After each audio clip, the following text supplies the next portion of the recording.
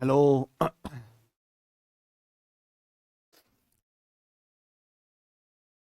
नमस्ते हमारे प्यारे भाइयों बच्चों, क्या मैं आप सबको लाइव दिखाई दे रहा हूं? चलिए शुरू करते हैं मेरे प्यारे दोस्तों। आज की कहानी हम लोग परसेंटेज पढ़ रहे हैं। परसेंटेज में मैंने आपको बताया है सक्सेसिव परसेंटेज चेंज, क्रमागत प्रतिशत परिवर्तन, है ना? पूरे अर्थमेटिक का सबसे ज्यादा इंपॉर्टेंट कॉन्सेप्ट। पुरुषोत्तम कुमार कह रहे सर बेसिक ज्यादा बताइए। हाँ बेटा पुरुषोत्तम कुमार, कल मैंने तुम्हें 1 घंटा केवल बेसिक ही बताया ना, सक्सेसिव परसेंटेज चेंज का, उससे आपका पेट नहीं भरा? बेटा पेपर में केवल बेसिक नहीं आता है, बेसिक के आगे भी एक दुनिया होती है सवालों की, वो आते हैं पेपर में, ठीक है ना? वो भी तो करा करो। कहां तुम्हारी गाड़ी बेसिक पे ही जाकर अटक गई है?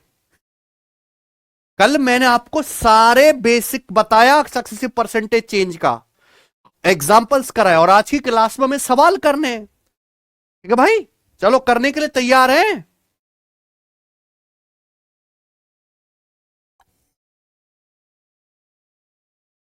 चलिए आइए, सक्सेसिव परसेंटेज चेंज का आज की क्लास का मेरे प्यारे भाई पहला सवाल, पहला टाइप। मैंने आपको बताया कि जहां बीच में प्लस आता है वहां क्या लगेगा? डेविएशन। जहां बीच में मल्टीप्लाई आता है वहां क्या लगेगा मेरे प्यारे भाई?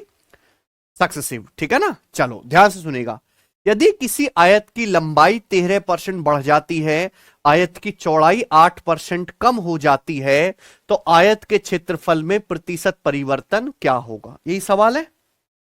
देखो प्यारे बच्चों, मैंने आपको पढ़ाया हुआ है, आपको पता भी होगा कि ये आयत है, ये होता है आयत, ये इसकी लंबाई है, और ये प्यारे दोस्तों क्या है? इसकी चौड़ाई। ठीक है ना? तो किसी भी आयत का जो क्षेत्रफल होता है, किसी भी आयत का जो एरिया होता है, उसका कॉन्सेप्ट है लंबाई गुणा चौड़ाई, एल गुणा बी। अब सवाल ये कह रहा है कि एक आयत की लंबाई 13% बढ़ जाती है, बढ़ने का मतलब प्लस, आयत की लंबाई 13% बढ़ जाती है, उसके बाद आयत की चौड़ाई 8% कम हो जाती है, चौड़ाई 8% कम हो जाती है। पूछा आयत के क्षेत्रफल में, यानी कि एरिया में कितने प्रतिशत का परिवर्तन होगा, यही सवाल है। क्या आपको साफ साफ दिख नहीं रहा प्यारे बच्चे कि यहां बीच में क्या आ रहा है? आ गया ना गुणा? और जहां बीच में गुणा आएगा वहां क्या लगेगा? सक्सेसिव। भाई लंबाई 13% बढ़ा दी, चौड़ाई 8% कम करिए, कम करी, इसलिए मैंने क्या लगाया? माइनस। तो एरिया में कितना परसेंटेज चेंज आएगा? एरिया में, तो एरिया में परसेंटेज चेंज आएगा 13 और -8 का सक्सेसिव। कल ही फॉर्मूला बताया मैंने, x plus y plus x y बटे 100%। 13 - 8 -13 गुणा 8 बटे 13 - 8 -13 गुणा 8 बटे 100%। तो 13 - 8 कितना आ गया? 5। 13 × 8 = 104। 104 को जब हम 100 से भाग करेंगे, 104 को 100 से, तो क्या आएगा? 1.04। तो 5 में से 1.04 घटाएंगे तो कितना आएगा? 3.96%। अरे पॉजिटिव आ रहा है, आंसर क्या आ रहा है? पॉजिटिव, यानी कि एरिया 3.96% इंक्रीज हो जाएगा, बढ़ जाएगा। आगे बात समझ में? कोई दिक्कत? आसान सवाल है ना? तो फॉर्मूला लगाओ और आंसर निकाल लो। ये देखिए सवाल नंबर 75। ईश्वर ने एक नया प्लॉट खरीदा, which need to be fenced immediately, जिसकी तुरंत फेंसिंग करने की जरूरत है, बाण लगाने की जरूरत है। ठीक है बच्चों, आप पूरा सवाल पढ़ लेते हैं पहले। इसके कारण आयताकार कार्यस्थल की लंबाई और चौड़ाई दोनों में ही 16% की कमी हो गई। ठीक है ना? क्षेत्रफल में हुई प्रतिशत कमी ज्ञात कीजिए। समझ में आया ना बच्चों? देखिए आपने एक प्लॉट खरीदा, प्लॉट जो है वो आयताकार है ऐसे, ठीक है ना? ये इसकी लंबाई है और ये क्या है बच्चों? इसकी चौड़ाई। ठीक है ना? अब हम इसके चारों ओर की बाउंड्री करेंगे। बाड़ लगाने का मतलब चारों ओर की दीवार लगाना, बाउंड्री लगाना। ठीक है ना? पत्थर की मोटी मोटी दीवार लगाएंगे, कोई सांड वगैरह ना घुस जाए। ठीक है बच्चों? तो इस आयताकार ये जो हमारा प्लॉट है, इसका एरिया कैसे निकलेगा? लंबाई गुणा चौड़ाई, यही होता है। सबको फॉर्मूला पता है? अब जब हम इसके चारों ओर बाड़ लगा रहे हैं, इसकी चारों ओर से बाउंड्री चौबंदी कर रहे हैं, तो लंबाई भी 16% कम हो जाती है और चौड़ाई भी 16% कम हो जाती है। है ना, क्योंकि पत्थर की मोटी मोटी दीवार आ गई। तो क्षेत्रफल में कितने प्रतिशत की कमी हुई, यही सवाल है। तो बीच में क्या आ रहा है प्यारे दोस्तों, गुणा। तो एरिया में कितना चेंज आएगा, -16 और -16 का सक्सेसिव, दैट्स इट। कैसे, रेशियो की कोई जरूरत नहीं, फॉर्मूले से जल्दी हो जाएगा भाई। एक्स और वाई का नेट चेंज क्या होता है, x plus y plus x y बटे 100%। तो -16 का कितना आएगा, -16 -16 प्लस, अब आप देखो -16 की -16 में गुणा करेंगे तो पॉजिटिव ही हो जाएगा ना, x plus y plus x गुणा वाई बटे 100। तो -16 की -16 में गुणा करेंगे प्लस ही हो जाएगा। तो आपको लिखने की जरूरत है क्या माइनस, नहीं। तो क्या लिखो आप, 16 गुणा 16 बटे, ठीक है ना, कि -16 गुणा -16 पॉजिटिव ही हो जाएगा। तो -16 प्लस -16 कितना आ गया, माइनस का 32। 16 गुणा 16 कितना है, 256। 256 को 100 से भाग करेंगे 2.56। तो -32 प्लस 2.56, -32 में से पहले 2 घटाओ 30, फिर 0.56 और कम कर लो, 29.44%। 29.44%। और ये आंसर कैसा आएगा, निगेटिव। निगेटिव का मतलब कि प्लॉट का एरिया 29.44% घट गया। क्या आंसर हो गया, ए ऑप्शन हो गया। कोई डाउट, कर लेंगे, आगे चलते हैं, बताइएगा। 76, ठीक है।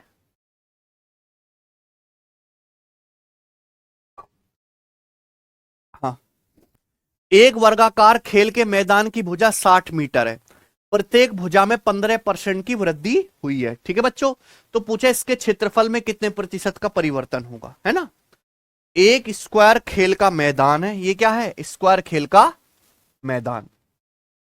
अब आप स्क्वायर या वर्ग समझते हैं भाई, एक ऐसा चौकोर चतुर्भुज जिसकी चारों भुजाएं क्या होती हैं, बराबर होती हैं, ये क्या कहलाता है, स्क्वायर या वर्ग।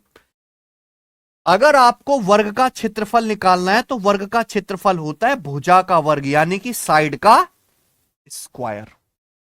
साइड का स्क्वायर, आई ना बात समझ में। अब बोला है प्रत्येक भुजा में 15% की वृद्धि हुई, इसका क्षेत्रफल कितना परसेंट बढ़ जाएगा। हालांकि जो समझदार बच्चे उनका आंसर आ चुका है, ऑप्शन नंबर बी। वर्ग का क्षेत्रफल क्या होता है, भुजा का वर्ग, ए स्क्वायर। ए स्क्वायर का मतलब मेरे प्यारे दोस्तों क्या हो गया, ए गुणा ए, ये हो गया ना, यही तो होता है। अब वर्ग की प्रत्येक भुजा 15% बढ़ाएगी, भाई ये भी 15% बढ़ाया गया और ये भी 15% बढ़ाया गया, है कि नहीं। और बीच में क्या है, बीच में क्या स्टूडेंट्स, है ना। तो यानी कि एरिया में कितना चेंज आएगा, 15 और 15 का सक्सेसिव, जो कितना आ जाएगा, 15 प्लस 15 प्लस 15 गुणा 15 बटे 15 प्लस 15 प्लस 15 गुणा 15 बटे 100%, ठीक है ना भाई। आप बोलोगे हाँ जी सर। तो 15 प्लस 15 क्या आ गया, 30, और 15 गुणा 15 225 बटे 100 कितना आ गया, 2.25। तो 30 प्लस 2.25 कितना आ गया, 32.25% वर्ग का क्षेत्रफल बढ़ जाएगा, ठीक है ना। देखो वर्ग का क्षेत्रफल होता है भुजा का वर्ग, ए स्क्वायर। तो देखो यहां पे क्या आ रहा है, पावर 2, क्या आ रहा है, पावर 2। वर्ग की भुजा कितनी बढ़ाई गई है, 15%। तो अगर पावर 2 है तो यानी कि आपको 15% का 2 बार सक्सेसिव करना था। कितनी बार करना था, 2 बार, बस। समझ में ना बात। आप बोलोगे हाँ जी सर, ये बताइए।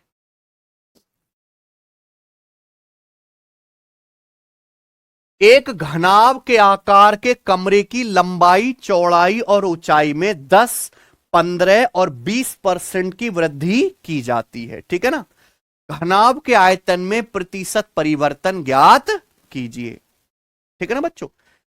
तो आप अपना कमरा देखो, आपका जो कमरा है वो क्या है, एक घनाभ है, ठीक है ना। जैसे हमारे पास ये डब्बा है, ये क्या डब्बा, एक घनाभ है, ठीक है। ये इसकी लंबाई है, ये चौड़ाई है और ये इसकी ऊंचाई है। तो घनाभ का जो आयतन होता है उसका कॉन्सेप्ट है लंबाई गुणा चौड़ाई गुणा ऊंचाई। आप बोलोगे हाँ जी सर, बिल्कुल सही। तो एक घनाभ का, घनाभ की शेप का कमरा, इसकी लंबाई 10% बढ़ जाती है, चौड़ाई कितनी बढ़ जाती है, 15%, और हाइट कितनी बढ़ाई जाती है, 20%। तो प्रश्न यह है कि उसके आयतन में कितने प्रतिशत का परिवर्तन होगा, आयतन कितना परसेंट बढ़ जाएगा, ठीक है ना। देखो बच्चों यहां बीच में क्या आ रहा है, और जहां बीच में गुणा वहां क्या लगेगा, सक्सेसिव। यानी कि आपको 10, 15 और 20 का क्या लगाना है, सक्सेसिव निकालना है। देखो अगर हर चीज बढ़ा रहे हैं, लंबाई चौड़ाई ऊंचाई सब कुछ बढ़ा रहे हैं, तो आयतन भी बढ़ना चाहिए, साइज बढ़ रहा है तो, यानी कि ये दो ऑप्शन तो डिक्रीज वाले संभव ही नहीं है। आंसर या तो ए ऑप्शन है या फिर बी ऑप्शन है। बात समझ में आ गई ना बच्चे? आप बोलोगे हाँ जी सर, मजा आ गया समझ के, ठीक है। तो आपको इन तीनों का सक्सेसिव निकालना है, या फॉर्मूले से भी निकाल सकते हो और रेशियो से भी, दोनों ही रास्ते बढ़िया, कोई बुरा तो है नहीं। बताओ कौन सा बता दूं? रेशियो, ठीक है बच्चों। तो हम घनाभ की लंबाई 10% बढ़ाते, 10% कितना होता है? 1/10। चौड़ाई 15% बढ़ाते, 15% की फ्रैक्शन वैल्यू 3/, हाइट बढ़ाते 20%, इसकी फ्रैक्शन में वैल्यू 1/5। तो लंबाई 10% बढ़ाते 1/10, यानी कि लंबाई 10 से 1 बढ़ के कितनी हो जाएगी? यार सीधी सीधी गुणा करते हैं ना हम लोग। चौड़ाई 15% बढ़ाते हैं 3/20, अगर पहले 20 थी तो 20 से 3 बढ़ के कितनी हो जाएगी? 30। हाइट 20% बढ़ाते 1/5, तो हाइट 5 से 1 बढ़ के कितनी हो जाएगी? 6। सीधी सीधी जब आप गुणा करेंगे तो ये आ जाएगा भैया, अच्छा ये ऐसे ही रहने दो, काटो मत। नीचे क्या आ जाएगा? 20×5 = 100, 100 × 10,000, ठीक है ना।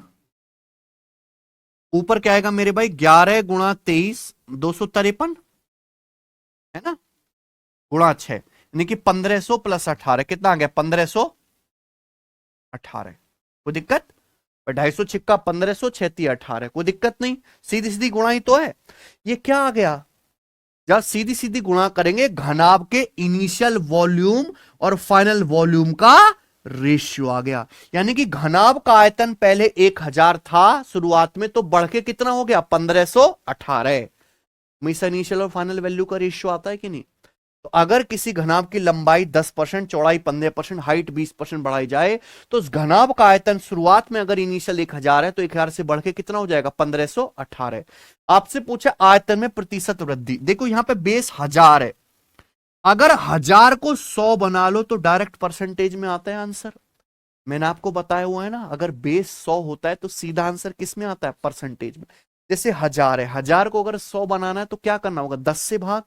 तो अगर मैं ऊपर नीचे अंश में भी हर में भी 10 से भाग दे दूं, तो ये 1000 का क्या हो जाएगा? 100, और ऊपर 10 से भाग दूंगा तो क्या हो जाएगा? 151 पॉइंट, यानी कि घनाभ का आयतन पहले 100 था, तो 100 से 151.8 हो गया, तो कितना बढ़ गया? 51.8 बढ़ गया, और सीधा किस में आ गया? परसेंटेज में। तो ऑप्शन नंबर कौन सा सही है? ए ऑप्शन सही है। आई बात समझ में? कोई तकलीफ? आगे चलते, ये बताइए, सवाल नंबर है आपके सामने यहां पर 78, बनाइए। एक सिलेंडर की त्रिज्या 120% बढ़ जाती है, इसकी ऊंचाई 40% कम हो जाती है। 40% तक नहीं आएगा, 40% है ना। इसकी हाइट 40% कम हो जाती है, इसके आयतन में प्रतिशत वृद्धि क्या है? आई बात समझ में? सिलेंडर आप समझते हैं, ये सिलेंडर है मेरे पानी का गिलास, बेलन। इस सिलेंडर का जो आधार है वो क्या है? एक सर्कल, एक वृत्त है। इस सर्कल की त्रिज्या हमने कितनी बढ़ा दी? 120%। इसकी ये ऊंचाई है, ऊंचाई का जो है हमने 40% कम कर दी। तो पूछा इसके आयतन में प्रतिशत वृद्धि क्या है।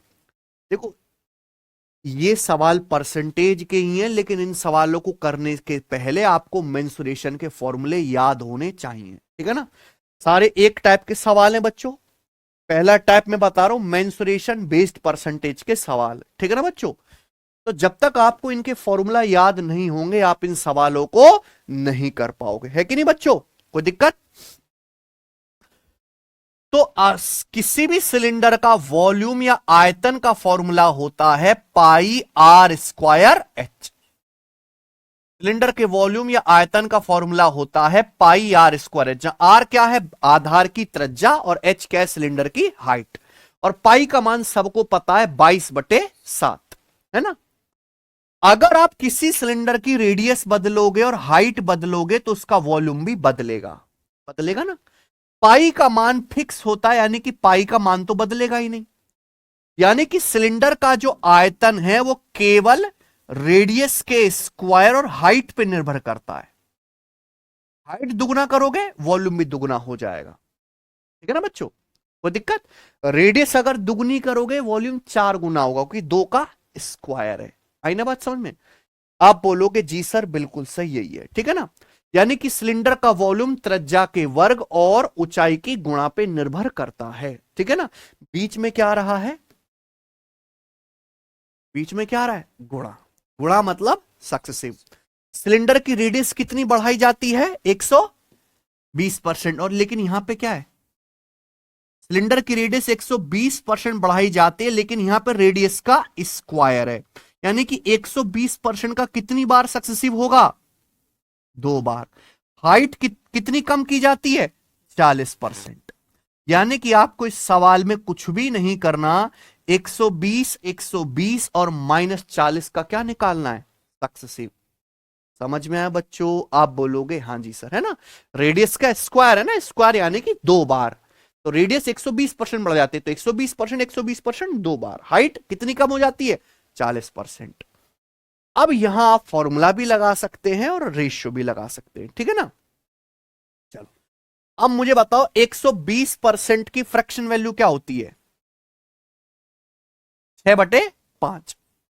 6/5 ना लिख के भैया 12/10 लिख लेते। देखो, नीचे अगर 10 रहता है तो कैलकुलेशन आसान होती है। 10 का मतलब क्या होता है? 100।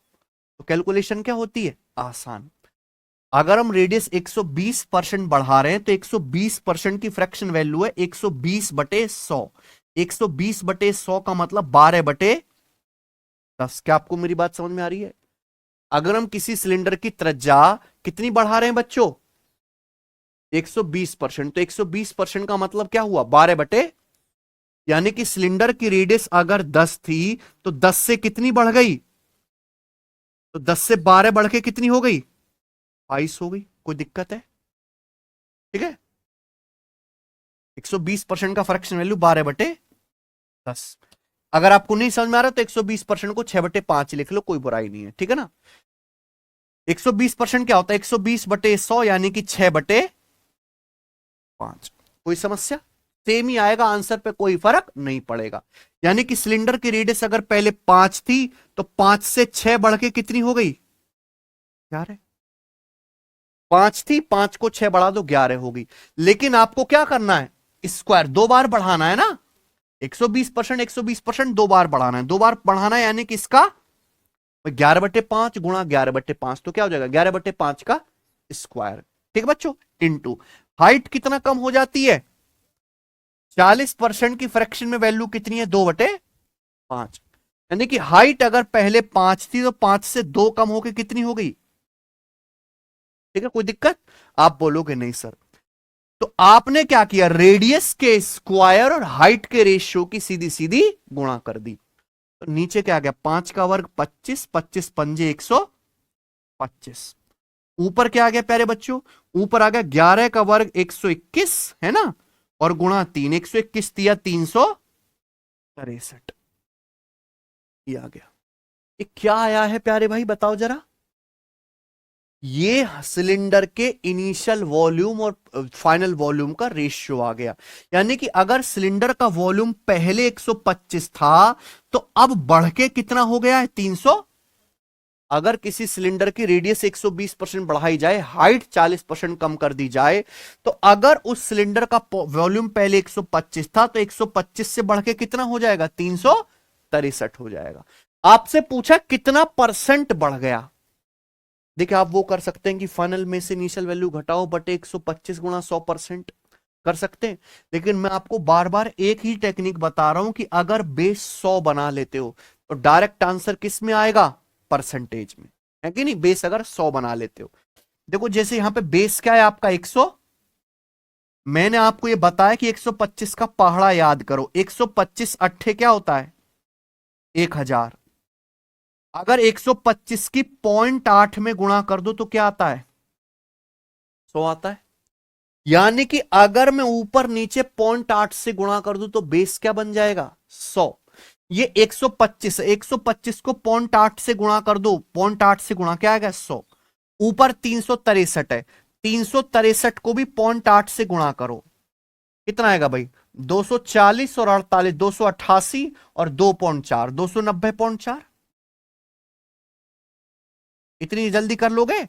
300 का 0.8 गुना 240, 60 का 0.8 गुना 48, 3 का 0.8 गुना 2.4, सब जोड़ दिए 290.4। यानी कि मैं कह सकता हूं अगर सिलेंडर का वॉल्यूम पहले 100 था तो 100 से बढ़ के कितना हो गया 290.4, तो सिलेंडर का वॉल्यूम कितना बढ़ गया 100 था, आपके पास 100 रुपए थे, 290.4 हो गए, तो कितने बढ़ गए 290.4 में 100 घटा देंगे, ये सीधा आंसर किस में आ गया परसेंटेज में, ऑप्शन नंबर ये उत्तर है। ठीक है ना।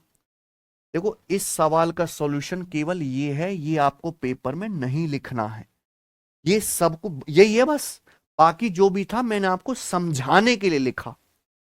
ठीक है ना बच्चों, करना आपको पेपर में केवल इतना सा ही है, लेकिन मैं इतना सा बताऊंगा लिख के तो आपकी बुद्धि में आएगा ही नहीं, खराब है ना बुद्धि, इसलिए मुझे पूरा डिटेल में एक एक चीज बतानी पड़ती है। इसका मतलब यह नहीं कि सवाल बहुत बड़ा है या बहुत मुश्किल है, मुश्किल से 15-20 सेकंड में होने वाली चीज है। ठीक है ना बच्चों, आगे चलते हैं। हाँ, ये इस प्रकार के सवाल, इस टाइप के सवाल तभी कर पाओगे जब आपको फॉर्मूला याद हो। ठीक है ना। अगला करते हैं, सवाल नंबर आपके सामने 79।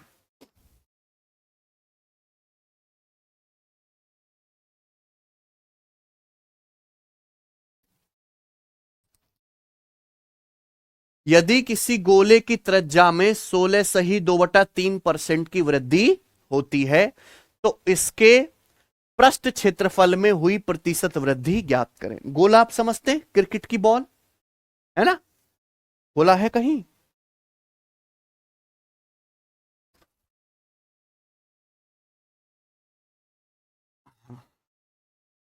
ये देखिए, ये है सुंदर सा गोला। ठीक है बेटा, देख रहे हैं, ये गोला है, क्रिकेट की बॉल, ये होता है गोला। ठीक है ना।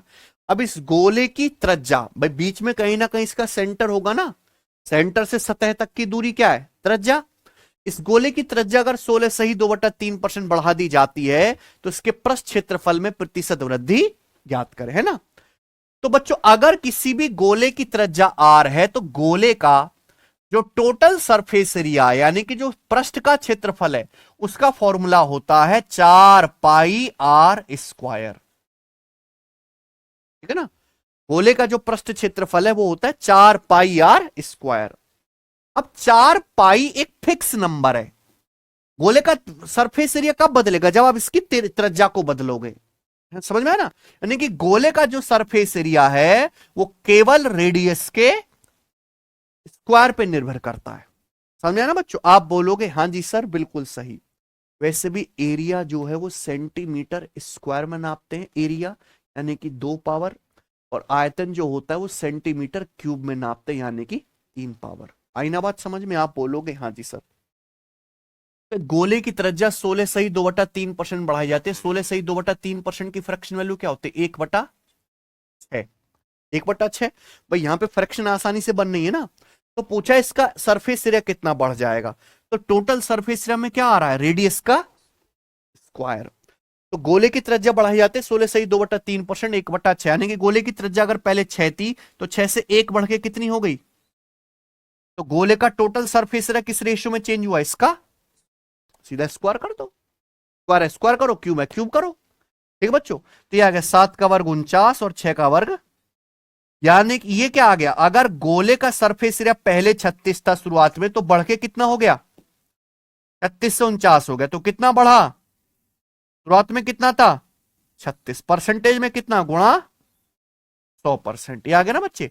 तो 4 से 100 25 बार, 4 से 36, तो 13 गुणा 25 कितना आएगा 325 ना, 325/9%। तो ये आ गया भी 9 तिया 27, 27 और ये 5 बच जाएगा 55, 9 6 का 54, यानी कि अप्रोक्स 36% है ना, लगभग 36%। कौन सा ऑप्शन है, बी ऑप्शन। ठीक है ना बच्चों, कोई तकलीफ, आगे चलते हैं बताइए। ओके, आखिरी सवाल प्यारे दोस्तों इस टाइप का, ठीक है करें। सवाल नंबर है आपके सामने 80, बनाइए।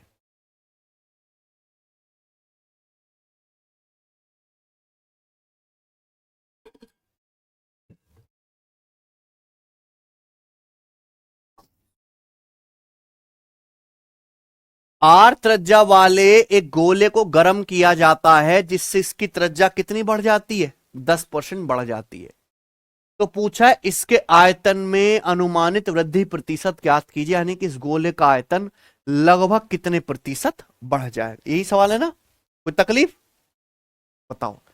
देखो गोला मैंने आपको दिखा दिया, गोले का आयतन क्या होता है, 4/3 पाई आर क्यूब। ये याद रखिए, अभी जैसे हम मेंसुरेशन पढ़ेंगे तो वहां भी ये फॉर्मूले काम आएंगे, ठीक है, लेकिन परसेंटेज में भी इनकी जरूरत पड़ेगी। 4/3 पाई आर क्यूब।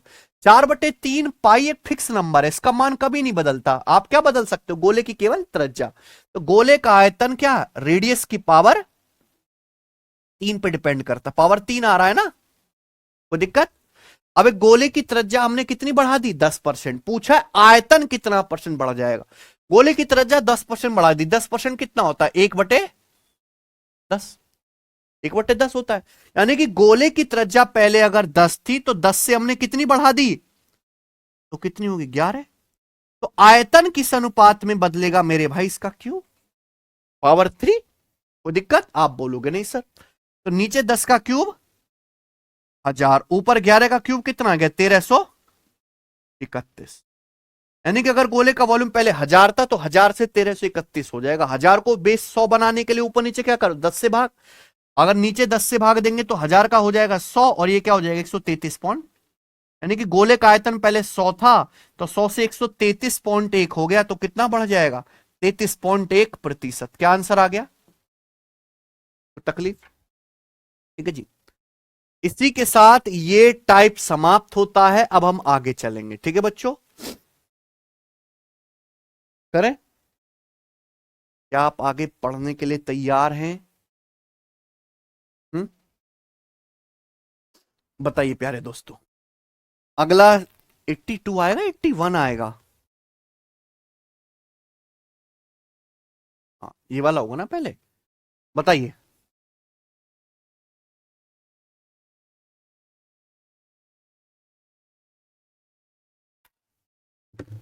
ठीक है, देखो प्यारे दोस्तों, ध्यान से सुनेगा मेरे भाई सब बच्चे इस सवाल को। सवाल है आपके सामने यहां पर 81, ठीक है ना।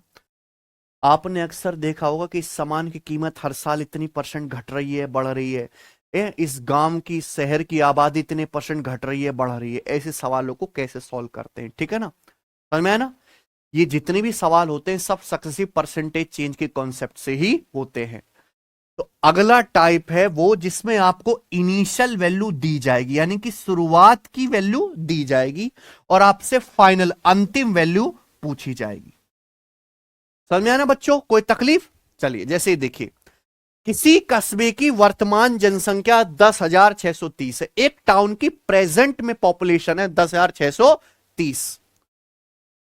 It increases by 25% and 50% in two successive years but decreases by 68% in the third year. पहले 2 सालों में इस कस्बे की जनसंख्या 25% बढ़ती है और 50% बढ़ती है। तीसरे साल में 68% कम हो जाती है। तो पूछा तीसरे साल के अंत में कस्बे की जनसंख्या कितनी होगी। तो क्या ये सक्सेसिव परसेंटेज चेंज नहीं है मेरे भाई। बताओ, एक कस्बे की शुरुआत में जनसंख्या दे रखी है 10,630, पहले इसको 25% बढ़ाया है कि नहीं। 25% बढ़ाने के बाद जो संख्या आई, पुरानी से तो कोई मतलब नहीं है ना, अब उस संख्या को फिर से हमने कितना बढ़ा दिया, 50% बढ़ा दिया, है ना। अब जो जनसंख्या आई उसको कितना कम कर दिया, 68% कम कर दिया। अब बताओ अब जनसंख्या कितनी हो गई। पैटर्न समझ गए ना सवालों का। इनिशियल वैल्यू दी है, फाइनल वैल्यू पूछी है। तो बहुत आसान सवाल होते हैं मेरे भाई, और कोशिश करो कि ऑप्शन से ही इसकी कैलकुलेशन करी जाए। तो एक कस्बे की वर्तमान में जनसंख्या कितनी है, 10,630। शुरुआत में वैल्यू दी है, फाइनल वैल्यू पूछी है, यानी कि मल्टीप्लाइंग फैक्टर की क्या करते जाना है, सीधी सीधी गुणा। पहले साल जनसंख्या कितनी बढ़ती है, 25%, यानी कि 1/, अगर जनसंख्या 1/4 बढ़ाओगे, 1/4 यानी कि 4 से 1 बढ़ के कितनी हो जाएगी, 5, मल्टीप्लाई, है ना। दूसरे वर्ष कितनी बढ़ती है, 50%, यानी कि 1/2 का मतलब है अगर जनसंख्या 2 है तो 2 से 1 बढ़ के कितनी हो जाएगी, 3, मल्टीप्लाई। तीसरे साल 68% कम हो जाती है। 68% की फ्रैक्शन वैल्यू कितनी है? 4%, 1/25, 68%, 17 यानी कि जनसंख्या अगर 25 थी तो 25 से 17 कम होकर कितनी हो जाएगी? 8।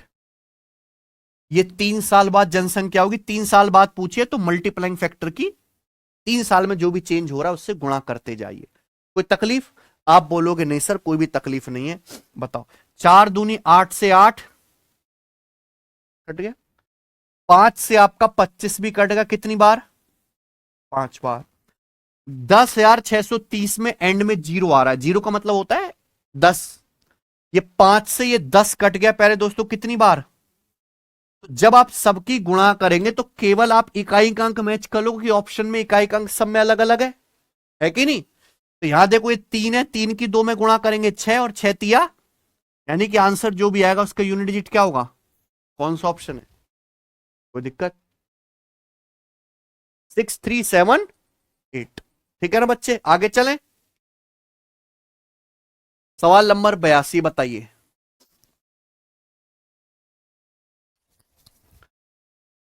हाँ जी, मनीष ने एक एसी 46,875 रुपए में खरीदा। ठीक है भाई, इसके मूल्य का 8% वार्षिक दर से मूल्य ह्रास हो रहा है। 3 साल बाद एयर कंडीशन की कीमत क्या होगी? आई ना बात समझ में? देखो, मनीष ने अभी एक एसी खरीदा है ना, नया साल आया, मनीष एसी खरीद के आया, कितने रुपए का? 46,875 रुपए का एसी खरीद के लाया। अब एसी क्या है? एक इलेक्ट्रॉनिक सामान है जिसकी कीमत हर साल कम होती है, डेप्रीशिएट होती है। तो सवाल में बताया गया है कि it's value is depreciating at the rate of 8% yearly, यानी कि इस एसी की कीमत हर साल 8% कम हो जाती है, 8% घट जाती है। इसे बोलते हैं मूल्य ह्रास की दर। समझ में आना बच्चों? तो एसी की कीमत हर साल 8% कम हो जाती है। प्रेजेंट में वैल्यू दी है, पूछा है 3 साल बाद एसी की कीमत क्या होगी। आई ना बात समझ में? अगर एसी की कीमत हर साल 8% कम हो रही है तो 8% की फ्रैक्शन वैल्यू क्या होती है? 4%, 1/25, 8% यानी कि 2/। तो एसी अगर इसने मनीष ने 46,875 रुपए का खरीदा है, हर साल कीमत 8% कम हो जाते, 2/25, यानी कि कीमत अगर 25 थी तो 25 से 2 कम होकर कितनी हो जाएगी? 1 साल बाद एसी की कीमत ये होगी, ये 1 साल बाद होगी। 3 साल बाद क्या होगी मेरे भाई? फिर दोबारा से 23/25 से गुणा, है ना, फिर दोबारा 23/25 से गुणा, हर साल 23/25 से गुणा करेंगे तो क्या हो जाएगा? ये 23/25 का प्यारे दोस्तों क्यूब नहीं हो जाएगा? क्या हो जाएगा भाई? 3 बार गुणा करेंगे तो क्या हो जाएगा? पावर 3। यानी कि अगर हर साल सेम परसेंट से चेंज हो रहा है, 2 साल बाद कीमत पूछिए पावर 2, 3 साल बाद पूछिए पावर 3, 4 साल बाद पूछिए पावर 4, कि जितनी बार आप गुणा करोगे उतनी क्या चढ़ जाएगी? पावर। हर साल 8% कम हो रही है, 2/25, यानी कि 25 से घट के कितनी रह जाएगी? 23। 3 साल बाद क्या होगी? 3 बार गुणा करेंगे, उसका मतलब क्या होगा? पावर 3। आगे ना बात समझ में? आप बोलोगे हाँ जी सर। देखो, आपको इसकी कैलकुलेशन करनी है। आप यहां भी यूनिट डिजिट लगा सकते हैं। देखो, 6 है, 1 है, 5 है, 2 है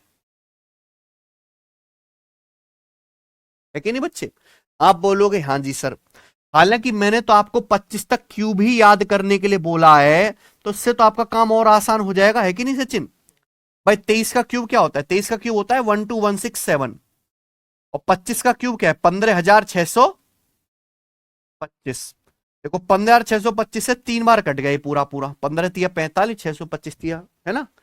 तो यानी कि 3 सत्ते 1, एंड में 1 आएगा। कौन सा ऑप्शन है? ठीक है बच्चों, कोई तकलीफ? कर लोगे ना ऐसे सवाल? आगे चलते हैं, बताइएगा। सवाल नंबर है आपके सामने 83, बनाओ। 1968 में एक कस्बे की जनसंख्या 4,85,000 थी। कितनी थी भाई साहब? 4,85,000। यदि 2 लगातार दशकों में इसकी जनसंख्या में 20% प्रति दशक की दर से वृद्धि हुई है तो 1988 में कस्बे की जनसंख्या कितनी थी? ठीक है ना। बहुत से बच्चों को लगेगा सर 1968 की जनसंख्या दी है और पूछा 1988 की, ये कैसे होएगा। आप सवाल के भाव को समझो, इसकी भाषा को। भाई शुरुआत की जनसंख्या दी है और 20 साल बाद की पूछी है ना। 1968 में कस्बा है, उसकी जनसंख्या कितनी है, 4,85,000। ये 1968 में आपसे पूछा है, 1988 में जनसंख्या कितनी होगी। 1968 से जब आप 1988 में जाएंगे तो इसका मतलब होता है 20 साल बाद। कितने साल बाद, 20 साल का मतलब होता है 2 डिकेड, 2 दशक। यहां पे क्या बोला है, दशक, डिकेड्स, डिकेड्स का मतलब होता है 10 साल। तो 20 साल का मतलब हो गया मेरे प्यारे भी 2 दशक। इस सवाल में यह बताया गया है कि इस कस्बे की जो जनसंख्या है वो हर दशक में 20% बढ़ रही है। हर दशक का मतलब हर 10 साल में 20% बढ़ रही है। हर साल में नहीं, कितने में, हर 10 साल में 20% बढ़ रही है। बोलो आप बात समझ गए। तो आप बताओ इस कस्बे की जनसंख्या हर 10 साल में 20% बढ़ रही है। 20% बढ़ने का मतलब क्या है, चाहे फ्रैक्शन में लिख लो चाहे डेसिमल में। भाई 100% होती है, 100% को 20% बढ़ाओगे तो कितना हो जाएगा, 120%। 120% का मतलब क्या होता है, मल्टीप्लाइंग फैक्टर 1.2, यही हो जाएगा। कोई तकलीफ इसमें, आप बोलोगे हाँ जी सर कोई तकलीफ नहीं है। तो पूछ रहा हूं हर 10 साल में जनसंख्या कितनी हो जाएगी, 1.2 गुना। हर 10 साल में जनसंख्या 20% बढ़ के 1.2 गुना हो जाएगी। तो 20 साल में कितनी होगी इसका, बात खत्म। ये आ गई ना 20 साल बाद 1988 में जनसंख्या। आप बोलोगे जी सर बिल्कुल सही। अब आप बताओ 1.2 का स्क्वायर क्या होता है, 1.2 का स्क्वायर आ गया जी 1.444, 1.44। ये कैलकुलेशन करनी है, दशमलव के बाद 2 अंक है, यहां 2 जीरो कट जाएगा। ठीक है, यानी कि आप ये देख पा रहे हैं कि जो भी आंसर आएगा एंड में एक जीरो जरूर बचेगा, जीरो आएगा, कौन सा ऑप्शन है। ठीक है, डबल जीरो बन जाएगा आपका वो सर कैसे, क्योंकि 5 की 4 में गुणा हो गएंगे तो 5 चौक 20, एक जीरो और आएगा, एक जीरो पहले से है, तो आंसर के एंड में क्या आएगा, 2 बार जीरो, खत्म। तो ज्यादातर ऐसे सवाल ऑप्शन से ही हो जाते हैं, ये बताइए। सवाल नंबर है आपके सामने 84। ठीक है ना, जो अभी लेटेस्ट सवाल चल रहे हैं मैंने वो वाले लिए हैं। ठीक है बच्चों, किसी देश की जनसंख्या 1,87,500 है। ठीक है, जन्म दर और मृत्यु दर क्रमशः 13% और 9% है। पूछा है 2 साल बाद देश की जनसंख्या याद कीजिए। सबको सवाल समझ में आ रहा है? किसी देश की वर्तमान में जनसंख्या कितनी है, किसी देश की वर्तमान में जनसंख्या 1,87,500। पूछा क्या है, 2 साल बाद की जनसंख्या। सेम टाइप है, जब भी टाइप बदलता है मैं बता देता हूं कि अब नया टाइप आ रहा है। कौन सा टाइप चल रहा है, शुरुआत की वैल्यू दी है, बाद की वैल्यू पूछी है, दैट्स इट। अलग अलग लैंग्वेज है सब में। अब मैं एक ही भाषा पे 10 सवाल करा दूं, कुछ सीखोगे आप, नहीं। तो कॉन्सेप्ट सेम है पर प्रेजेंटेशन अलग अलग है ना। जन्म दर और मृत्यु दर 13%, 9%। जन्म दर का मतलब क्या है कि हर साल 13% बच्चे पैदा होते हैं। जन्म दर 13% यानी कि शहर में 100 लोग हैं तो हर साल 13 बालक पैदा होंगे। मृत्यु दर 9% यानी कि 9% लोगों का नरकवास हो जाता है। क्लियर है, आप बोलोगे हाँ जी सर, 13% पैदा हुए, 9% टपक गए, यानी कि इस टाउन की जनसंख्या हर साल 4% ही बढ़ रही है केवल। तो हमें पता लग गया कि इस कस्बे की जनसंख्या, इस देश की जनसंख्या मात्र हर साल 4% ही बढ़ती है। पूछा है 2 साल बाद देश की जनसंख्या ज्ञात कीजिए, कर लेंगे। बताओ बच्चों, 4% की फ्रैक्शन वैल्यू क्या होती है, देखो। हाँ, 4, किसी भी संख्या को अगर आप 4% बढ़ाओगे तो कितना हो जाएगा, 104%, यानी कि 1.04 गुना। ठीक है, हर संख्या 100% होती है, 100% को 4% बढ़ाओगे तो कितना हो जाएगा, 104%। 104% क्या होता है, 1.04 गुना, है ना। तो भैया आप मुझे बताइए 1 साल बाद क्या होगी, 1.04 से गुणा, 2 साल बाद जनसंख्या क्या होगी, स्क्वायर। आप कहोगे सर ये कैलकुलेशन तो बहुत मुश्किल है, चलो इसे फ्रैक्शन में कर लेते हैं। आप इसको फ्रैक्शन में लिख लो। 4% बढ़ाने का मतलब क्या होता है, 26/25 गुना 4% 1/25, 4% बढ़ाने के बाद 26/25 गुना। लेकिन मैं क्या करता हूं कि ज्यादातर सवाल ऑप्शन से ही होते हैं। 1.04 का मतलब क्या, 13 अट्ठे 104। 104 का मतलब क्या होता है, 13 अट्ठे 104। तो जब भी आप गुणा करेंगे 104 के भीतर 13 आ रहा है, यानी कि जो भी आंसर आएगा वो 13 से कटने वाला होगा। किससे कटने वाला होगा, 13 से। 13 से कटने वाला नंबर होगा। देखो 2 जीरो तो देखनी नहीं है, पहले ये तो देखना है एक एक का फर्क है। 2027, 2028, 2029 और 2030। एक ही नंबर कटेगा, उससे उस +1 करके आता जा रहा है, अगला कटेगा ही नहीं। 13 से 13 कम 13 और 7 2 13 पंजे 65, और 65 के बाद कितना बच जाएगा, 77। 77 ये नहीं कटेगा, ये वाला कट गया, 13×78। ठीक है आंसर 1300 कट गया। 2028 में 1300 कट गया, बचा कितना 728। 13 पंजे 65 और 7 13 छिंग 78। ये क्या हो गया, ठीक है। 13 का नियम भी लगा सकते हैं कि भाई 2028 है, यही है ना, 3 3 का पेयर बनाओ, 28 और 2 का डिफरेंस 13 से कट गया, है कि नहीं। ये क्या आ गया उत्तर। समझे ना बच्चों बात।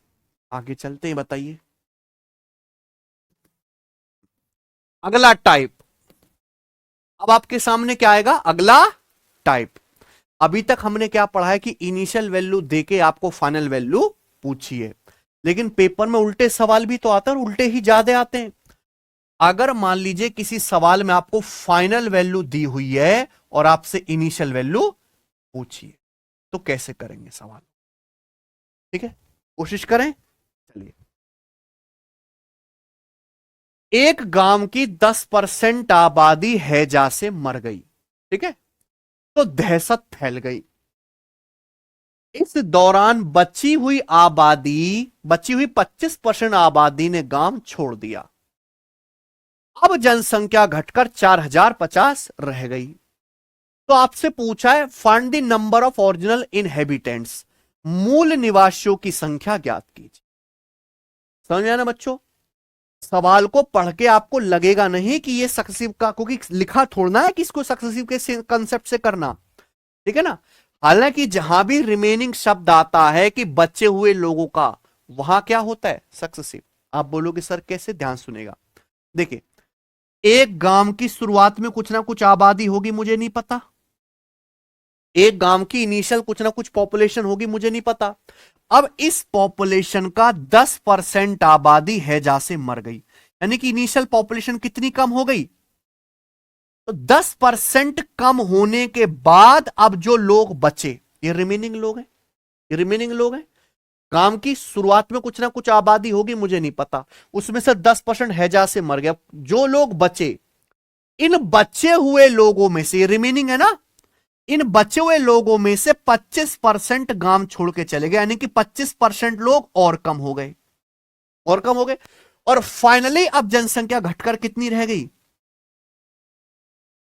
फाइनल वैल्यू दी है।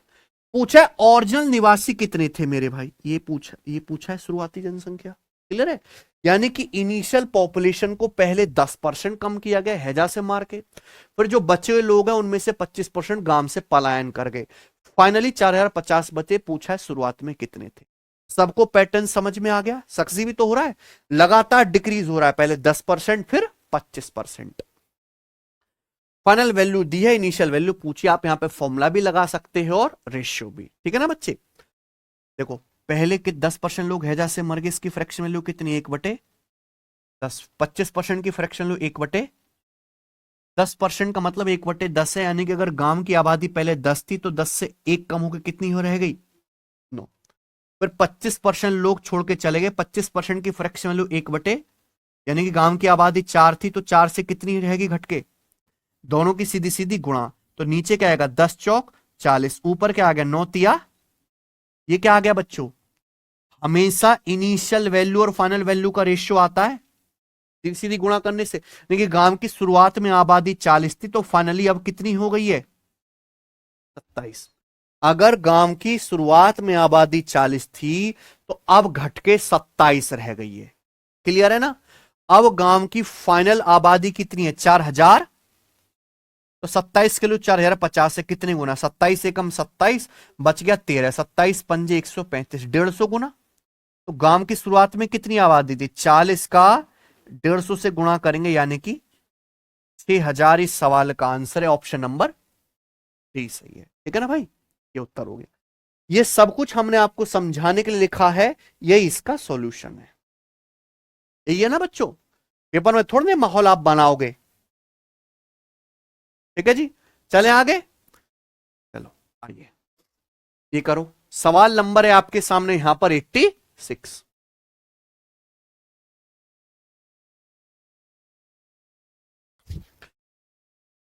शिवम को उसकी बिक्री राशि में पहले साल में 4% की वृद्धि और दूसरे साल में 25% की वृद्धि प्राप्त हुई। इसके साथ ही उसकी वर्तमान बिक्री 1,40,400 रुपए। पूछा 2 साल पहले उसकी बिक्री कितनी थी। प्रेजेंट की बिक्री दी हुई है, प्रेजेंट की 2 साल पहले की पूछी है, यानी कि शुरुआत की वैल्यू, फाइनल वैल्यू दी है, इनिशियल वैल्यू पूछी है। हो गया ना भाई। शिवम की बिक्री पहले साल कितनी बढ़ती है, 4%, दूसरे साल कितनी बढ़ती है, 25%। ठीक है ना। जो है प्रेजेंट में 1,40,400 है, पूछा 2 साल पहले उसकी बिक्री कितनी थी। जैसे बिल्कुल पिछला सवाल है वैसे ही कर सकते हैं, है कि नहीं। देखो मैं आपको एक चीज और बताना चाहता हूं, हमारे पास दोनों रास्ते हैं। आप रेशियो मेथड भी कर सकते हैं और दूसरा मैं आपको बता रहा हूं फॉर्मूला भी। ठीक है ना, आसान डेटा है, कोई बहुत मुश्किल डेटा तो है नहीं। शिवम की बिक्री पहले साल 4% बढ़ी है ना, दूसरे साल कितनी बढ़ी, 25%। तो कोई मुझे यह बताएगा कि 2 सालों में शिवम की बिक्री कितने परसेंट बढ़ गई, 2 सालों में शिवम की बिक्री कितने परसेंट बढ़ गई। इन दोनों का सक्सेसिव है भाई, 4 और 25 का सक्सेसिव कितना आएगा, 4 + 25 + 4 × 25 बटे 2 सालों में इतना परसेंट बढ़ गई। ठीक है ना, तो आप 100 से 100 काट लेंगे, 1 25 4 29 और 1 30%। बोलो बात समझ में आ गई, कोई तकलीफ है। यानी कि 2 सालों में शिवम की बिक्री 30% बढ़ी। शुरुआत 2 साल पहले कितनी बिक्री थी मुझे नहीं पता, नहीं पता। इन 2 साल में बिक्री कितनी बढ़ी, 30%। 2 साल में बिक्री 30% बढ़ी और 30% बढ़ने के बाद कितनी हो गई, 1,40,400 रुपए। कोई डाउट है ना। 2 साल पहले कितनी थी नहीं पता, लेकिन 2 साल के दरमियान बढ़ी कितनी, 30%, है ना। 30% बढ़ने के बाद 1,40,400 है। 2 साल पहले कितनी थी, सॉल्व करना चाहते हैं, कैलकुलेशन करना चाहते हैं, हो जाएगा अभी। अगर 2 साल पहले 100% थी तो अब 30% बढ़ के कितनी होगी, 130%। 100 + 30 130 हो गया ना, 130% की वैल्यू दी है। बताओ कितने गुना, 13 एकम 13 और 1 जीरो नहीं जाएगा है भाई, फिर 13 अट्ठे 104, यानी कि 1080 है। कितने गुना, 1080 गुना। तो 100% की वैल्यू भी कितनी आ जाएगी, 1080 से गुना कर देंगे। 1080 से गुणा करके कितना आ जाएगा बताओ, 108,000। कौन सा ऑप्शन है, ठीक है ना। 130% की वैल्यू दी है, 100% की वैल्यू पूछी है। ठीक है ना बच्चे, इतनी भी मेहनत की जरूरत नहीं है। आप इस सवाल के ऑप्शंस देखो, सवाल के ऑप्शन बहुत ज्यादा दूर दूर है भाई, है बच्चों। इस सवाल के ऑप्शंस क्या बहुत ज्यादा दूर दूर नहीं है। जब सवाल के ऑप्शंस बहुत ज्यादा दूर दूर हैं तो हम क्या करेंगे, अप्रोक्स कैलकुलेशन। भाई 2 साल पहले की आबादी पूछी, आंसर ऐसा ऑप्शन होना चाहिए जिसको 30% बढ़ाने पर लगभग क्या आ जाए, 1,40,000 आ जाए। क्या आ जाए, 1,00,000। आंसर ऐसा ऑप्शन होगा जिसको 30% बढ़ाना कोई मुश्किल काम नहीं है। ये क्या आ जाए, 1,40,000 आ जाए। ये 88,000 है। 88,000 क्या 1,00,000 भी होता तो 1,00,000 को भी 30% बढ़ाते तो 1,30,000 आता, 1,40,000 नहीं आता। यानी कि ये वाला आंसर नहीं हो सकता। बोलो, 1,35,000 है, इसका 30% तो बहुत बड़ा आएगा, 39 अभी 39,000 भी अगर आप बढ़ाओगे तो बहुत बड़ा हो जाएगा 1,40,000 से। आंसर नहीं है, 1,12,000 है। कितना, 1,12,000 का 30% आप निकालो तो कितना आ जाएगा, लगभग 33,000 के करीब, है ना। तो आप 33,000 भी आप इसका बढ़ाओगे तो 1,40,000 से ज्यादा हो जाएगा। यानी कि आंसर क्या बचा, केवल। आई ना बात समझ में, ठीक है ना। इसके लिए आपकी कैलकुलेशन बढ़िया होनी चाहिए। आगे चलते हैं, सवाल नंबर क्या है आपके सामने, 80 बनाओ।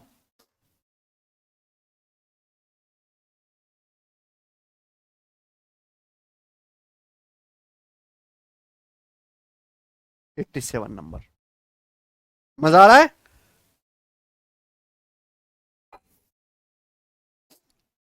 एक मास्क बनाने वाली कंपनी ने 2018 में एक्स मास्क बनाए, ठीक है। 2019 में अपनी निर्माण क्षमता में 30% की वृद्धि की, 2020 में निर्माण में 15% की और वृद्धि की, ठीक है। 2021 में मशीनरी के खराब होने के कारण इसके निर्माण में 40% की गिरावट आई। 2021 में 179400 मास्क का प्रोडक्शन हुआ है, तो एक्स का मान क्या होगा। बहुत बेसिक सवाल। 2018 में एक कंपनी एक्स मास्क बना रही है। 2018 में कितने मास्क बना रही है, एक्स मास्क। हमें यही एक्स की वैल्यू निकालनी है। कंपनी का काम है मास्क बनाना। 2019 में कंपनी का प्रोडक्शन 30% बढ़ गया, यानी कि 2018 में कंपनी ने 30% मास्क ज्यादा बनाए, 30% प्रोडक्शन बढ़ गया। फिर अगले साल 2020 में कितना बढ़ा प्रोडक्शन, 15%। फिर 2021 में मशीन खराब होगी कंपनी में, तो 40% मास्क कम बने। तो 2019, 2020, 2021 तीनों का परसेंटेज चेंज दिया हुआ है। फाइनली 2021 में कितने मास्क बने हैं, 179400। एक्स का मान क्या होगा, 2021 की वैल्यू दी है और पूछी क्या, शुरुआत 2018 की वैल्यू। क्या सवाल नहीं हो जाए, कुछ लिखने की जरूरत है क्या, नहीं। डेटा बहुत आसान है, रेशो से कर लेते हैं। 2019 में कितना प्रोडक्शन बढ़ा, 30%। 30% की फ्रैक्शन वैल्यू 3/, यानी कि 10 थे तो 3 मास ज्यादा बने, कितना, 13। सीधी सीधी गुणा। 2020 में कितनी वृद्धि हुई, 15%। 15% की फ्रैक्शन वैल्यू क्या होती है, 3/20, यानी कि 20 से 3 बढ़ के कितना हो गया प्रोडक्शन, 23।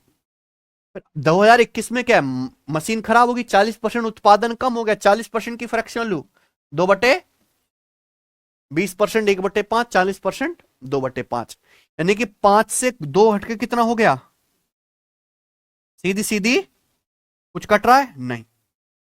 तो 20 पंजे 100, 100 दो शाम कितना आ गया, 1000। ऊपर क्या आएगा, ऊपर आएगा मेरे भाई 13 × 23, 13 × 23 का मतलब 260 और 39, 260 और 39 आ गया 299, है ना। 299 का 3 गुना कितना आएगा, 900 से 3 कम, यानी कि 800। कोई तकलीफ, ये क्या आ गया, इनिशियल वैल्यू और फाइनल वैल्यू का रेशियो आ गया, कोई तकलीफ तो नहीं हुई।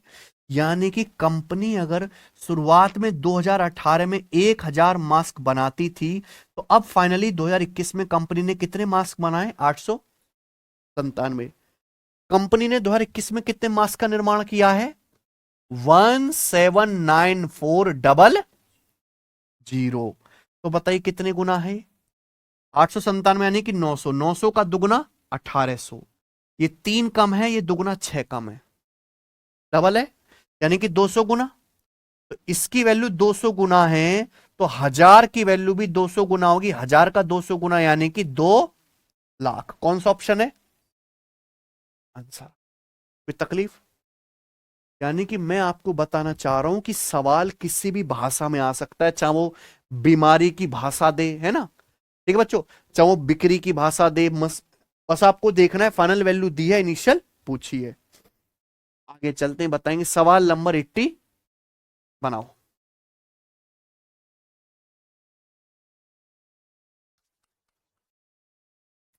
और ये बहुत इंपॉर्टेंट सवाल है, आपने प्रीवियस ईयर में देखे होंगे ऐसे सवाल। अरे देखे ना बाल को आपने ऐसे सवाल प्रीवियस ईयर में है?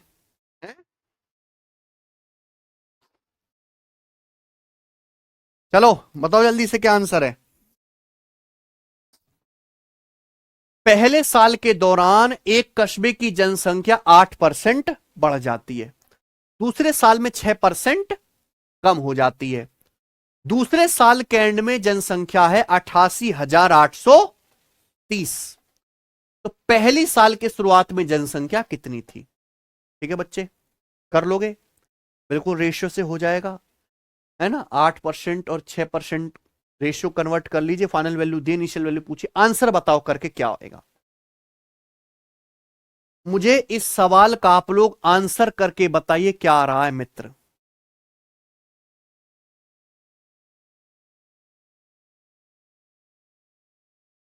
आकाश, आकाश कह रहा आंसर दीजिए। अब घोंचू, आंसर तुझे देना है, मेरा काम सवाल देने का है।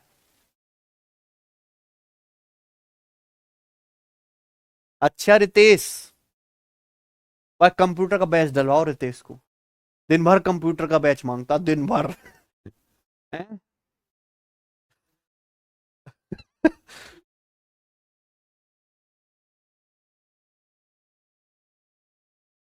परसेंटेज चैप्टर में जो आज की क्लास है और जो कल की क्लास हो, कल आखिरी क्लास होगी, खत्म हो जाएगा कल चैप्टर, इससे एक सवाल कंफर्म आना आपके पेपर में 100%। 100%, ठीक है ना। वाकू पढ़ने में तुम्हारी कोई इच्छा नहीं है, ठीक है।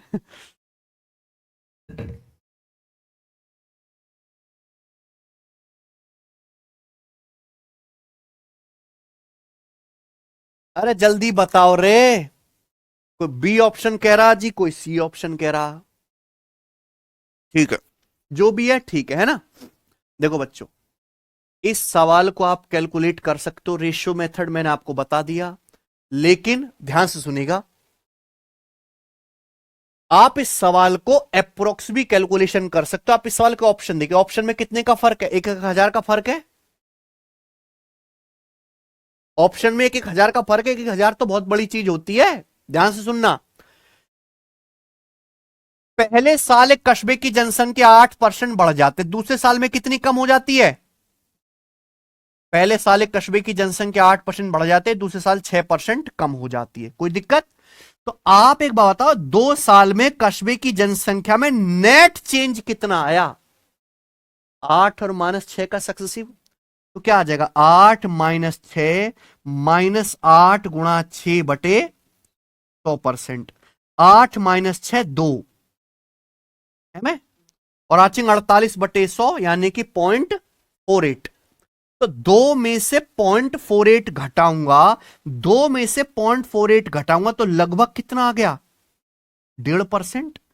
लगभग 1.5, अप्रोक्स 1.5% आएगा ना। 1.52% आएगा, जिसे अप्रोक्स में क्या कह सकते हो? 1.5%। अप्रोक्स वैल्यू ले सकते हो कि हम यहां पे एग्जैक्ट कैलकुलेशन करेंगे नहीं, अप्रोक्स करेंगे। 8 - 6 2, 2 में से 0.48 घटाएंगे, अप्रोक्स 1.5%। यानी कि 2 साल पहले साल की शुरुआत में जनसंख्या कितनी भी हो, 2 साल में जनसंख्या लगभग 1.5% बढ़ी। कितनी बढ़ी? लगभग। और 1.5% बढ़ने के बाद कितनी हो गई? 88,830। यानी कि आंसर ऐसा ऑप्शन होना चाहिए जिसको 1.5% बढ़ाने के बाद क्या आ जाए? 88,830 आ जाए। ऐसा आंसर होना चाहिए। बताओ। देखो, 1.5% बढ़ाने के बाद 88,000 होगा, यानी कि पहले साल के शुरुआत में जो जनसंख्या है वो 88,830 से कम होगी। यानी कि ये वाला आंसर नहीं हो सकता। होगा कि नहीं भाई? अगर 1.5% बढ़ाने के बाद 88,830 हो रही है, तो पहले जनसंख्या 88,830 से कम रही होगी, है कि नहीं? देखो, ये आसान ऑप्शन है 82,000। आप इसको 1.5% क्या, इसको 10% बढ़ाओगे तो इसके करीब आएगा, तो इसके करीब आएगा, यानी कि ये तो बहुत छोटा, ये भी आंसर नहीं हो सकता। बचे सी और डी। बी और सी दो ऑप्शन है ना। बताओ कौन सा ऑप्शन है? 85,500। क्या है? 85,000। अगर 85,000 का, ये 85,000 ही मान लो, 85,000 का 2% भी बढ़ाओ, 85,000 का 2% कितना आता है? 1,700। 85 दूनी 170। अगर 1,700 भी बढ़ाओगे तो भी 88,000 के करीब पहुंच रहा है? नहीं पहुंच रहा। अभी पहुंच रहा है क्या? 7 5 86,000 और 1,200, 87,000 पे अटक गए तो है। यानी कि ये भी आंसर। तो सवाल का आंसर कौन सा बचा फिर? आई ना बात समझ में? देखो इसके लिए आपको कैलकुलेशन मजबूत चाहिए, पूरी कैलकुलेशन की यहां पे जरूरत है ही नहीं, क्योंकि ऑप्शंस में बहुत ज्यादा फर्क है। ठीक है ना बच्चों, अगर 85,000 का 2% भी आप बढ़ाओ 1700, तो भी 88,000 नहीं हो रहा। आंसर क्या बनना चाहिए? बी ऑप्शन बनना चाहिए। खत्म, आगे चलते अगला सवाल। एक बात बताइए, सवाल नंबर 89, किसी मशीन का प्राइस हर साल 5% कम हो जाता है, ठीक है ना। अगर प्रेजेंट में प्राइस 4,11,540 है, तो 3 साल पहले मशीन की प्राइस क्या थी? बताओ।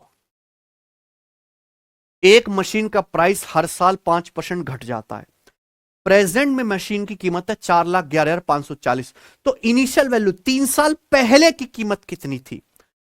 फाइनल प्रेजेंट की वैल्यू दी है, 3 साल पहले की वैल्यू पूछी। आसान सवाल है। एक मशीन की कीमत हर साल कितनी कम होती है? 5%। 5% की फ्रैक्शन वैल्यू क्या होती है बच्चों? 1/20। यानी कि मशीन की कीमत अगर 20 है, तो 1 साल में घटकर कितनी हो जाएगी? अगर मशीन की कीमत 20 है, तो हर साल 5% कम हो रही है, 20 से 1 कम होकर कितनी हो जाएगी? 19। 1 साल में, 1 साल में मशीन की कीमत जो हो जाएगी 20 से घट के 19 हो जाएगी। 3 साल में क्या होगा मशीन की कीमत में चेंज? 3 बार गुणा 19/20 गुणा 19/20 गुणा 19/20, 3 बार गुणा। 3 बार गुणा करने का मतलब है पावर। लेकिन 3 साल में मशीन के प्राइस में ये चेंज होगा, 3 बार गुणा करेंगे ना। तो आप बताओ 20 का क्यूब कितना होता है और 19 का क्यूब? 6859। भाई मैंने तो आपको बोला है ना कि 25 तक के क्यूब याद होनी चाहिए, तो ही आप सवाल जल्दी कर पाओगे। यानी कि मशीन की 3 साल पहले की इनिशियल वैल्यू और प्रेजेंट की वैल्यू का रेशियो आ गया। मशीन की प्रेजेंट में कीमत कितनी है? 4,11,540। देखो सवाल के ऑप्शन बहुत ठीक ठीक हैं, तो यानी कि पूरा पूरा कटेगा। बताओ 6859 होता है लगभग 7,000, ये कितना है? लगभग 42,000, यानी कि 60 गुना है। 60 गुना है कि नहीं? मैंने यहां पे कोई भाग नहीं करके देखा। ये कितना है? लगभग 7,000। ये कितना है? लगभग 42,000। तो 7×42 जाएगा कि नहीं? इकाई का अंक मैच कर लो, ये रहा 9 और ये रहा 6, 9×6 = 54। एंड में क्या आएगा? ऐसे होती है कैलकुलेशन, आई ना बात समझ में? 60 गुना है तो 8,000 की वैल्यू भी 60 गुना आएगी, कितना आ जाएगा? 8×6 = 48, 4 लाख। तो मशीन की 3 साल पहले कीमत थी 4,80,000, ऑप्शन नंबर डी। समझ गए सवाल? आगे चलते हैं नेक्स्ट क्वेश्चन, सवाल नंबर है 90, बनाइए।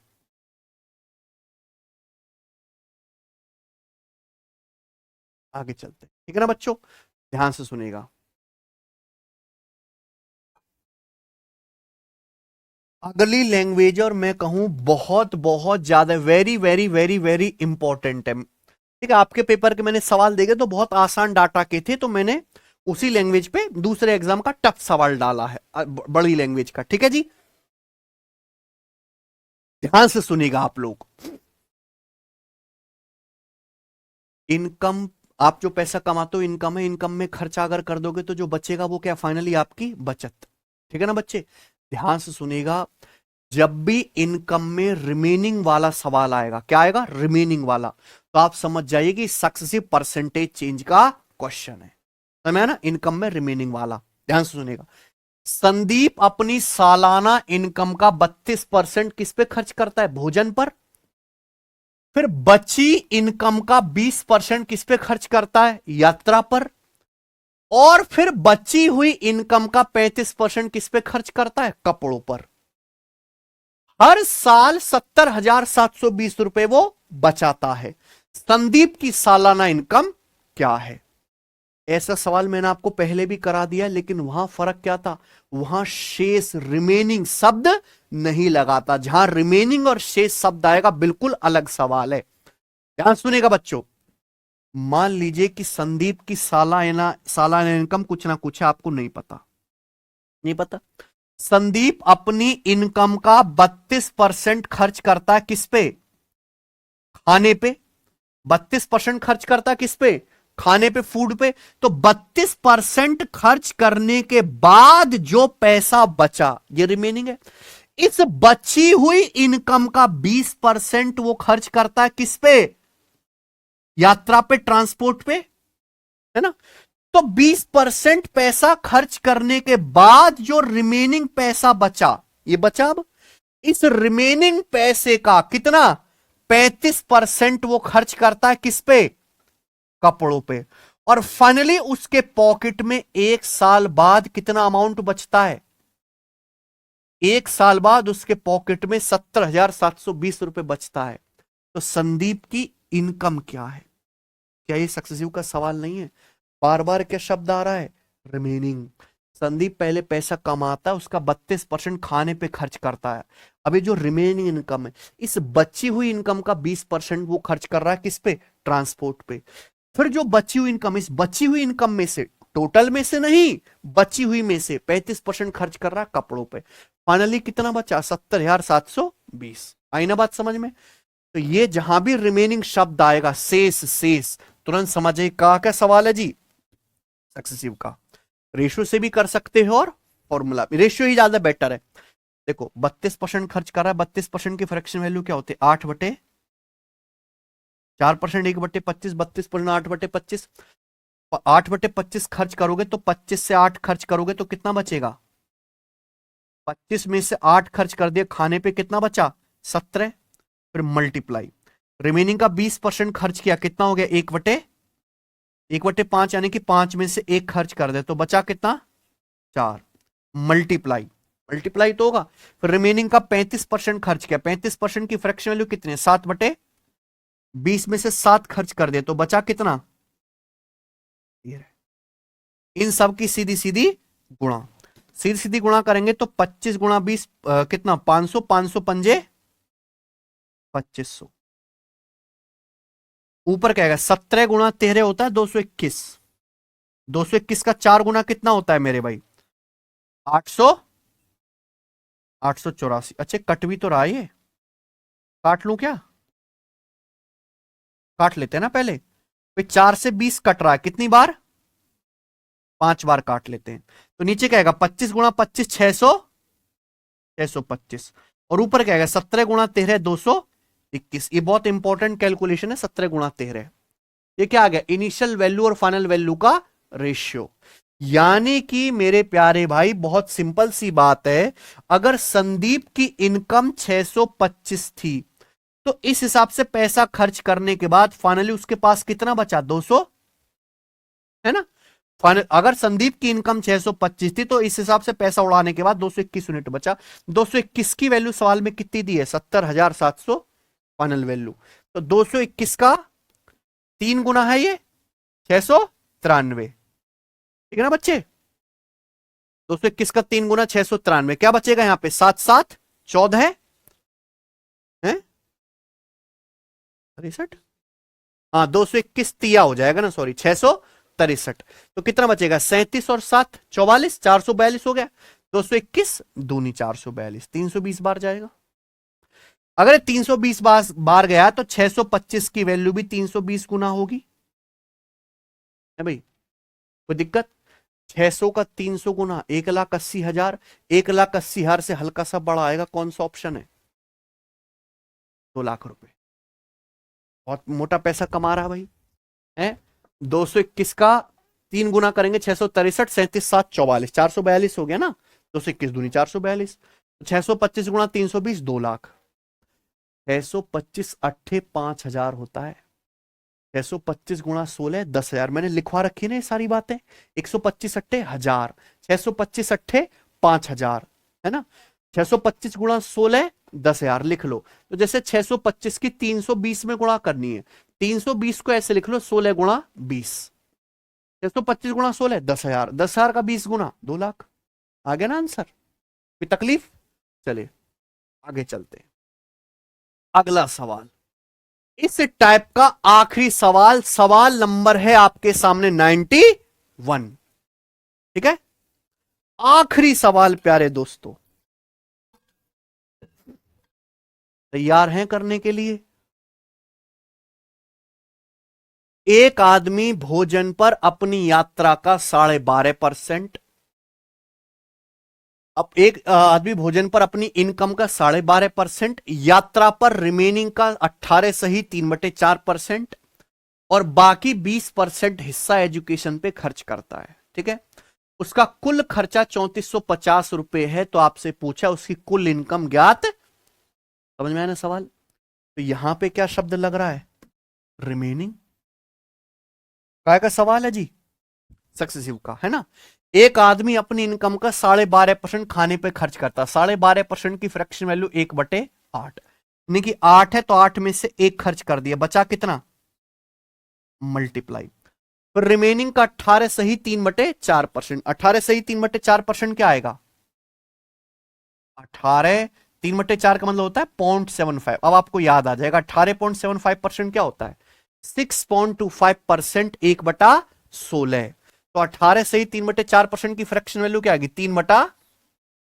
3/16 आएगी ना, 3 गुना। ठीक है बच्चों, तो 16 में से 3 खर्च करता है वो ट्रांसपोर्ट पर, तो बचा कितना? 13। रिमेनिंग का 20% किस पे खर्च करता है? एजुकेशन पे। 20% यानी कि 1/5। तो 5 में से 1 खर्च करेगा, बचा कितना? इन सब की सीधी सीधी ये आ जाएगा। आप बोलोगे हाँ जी सर, 4 से 8 2 बार कट जाएगा, तो 16 गुणा 10 160 और 13 सत्ते 91। ये क्या आ गया बच्चों? ये क्या आ गया? ये रेशियो आ गया, पर किसका? यह ध्यान सुनेगा। यानी कि आदमी की, अगर आदमी की इनकम 160 है, अगर आदमी की इनकम 160 है, तो इस हिसाब से पैसा खर्च करने के बाद फाइनली उसकी पॉकेट में 91 यूनिट बचा। ये उस आदमी की इनकम और उसकी फाइनल सेविंग का रेशियो है। आई ना बात समझ में? अगर आदमी की इनकम 160 है, तो इस हिसाब से पैसा खर्च करने के बाद जो दिया हुआ है, फाइनली उसके पॉकेट में 91 यूनिट बचा, 91 यूनिट बचा। बहुत सारे बच्चे गलती करेंगे, सवाल में दिया कुल खर्चा 3450 रुपए। अगर आदमी की इनकम 160 यूनिट है और फाइनली इस हिसाब से उसको 91 यूनिट बचा रहा है, तो उसने खर्चा कितना किया है घटाना पड़ेगा ना। 160 इनकम में से 91 बचा, तो खर्चा कितना किया घटाओ, यानी कि 69 है ना। 69 उसने खर्चा किया। 69 की वैल्यू सवाल में कितनी दी है? 3450 रुपए। बताओ कितने गुना है ये सीधा 50 गुना दिख रहा है। ये 70 पंजे 3500 से 50 कम है, 50 गुना। पूछा उसकी कुल इनकम, तो कुल इनकम कितनी आएगी? 160।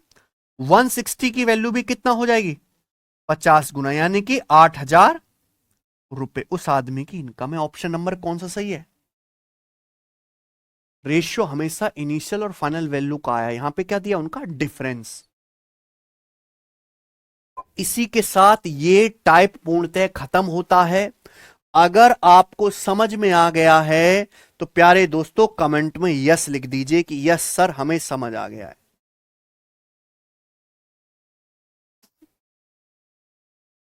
पुरुषोत्तम कुमार कहने सब पढ़ने में मन नहीं लग रहा है, प्लीज सर कुछ मोटिवेशनल बताइए।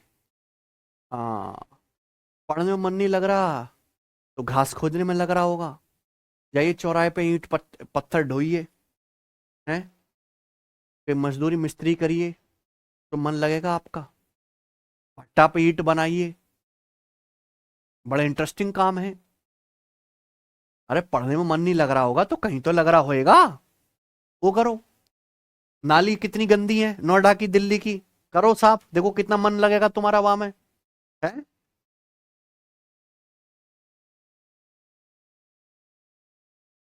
तो इतने वीआईपी नेता हैं, कितने गंदे जूते हो गए उनके धूल में, हैं? करो साफ। मन लगेगा। चुप कहीं के, मन है तुम्हारा क्या है? अब मेरे कमेंट्स का जवाब नहीं देते हो बेटा, कमेंट्स जवाब देने लायक होता ही ना।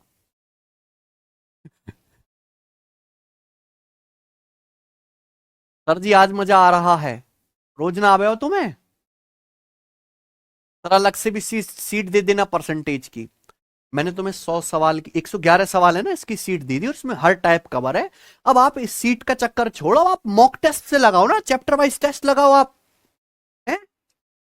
चलिए अगला टाइप, अगला कॉन्सेप्ट, ठीक है ना, करें? करने के लिए तैयार हैं क्या आप?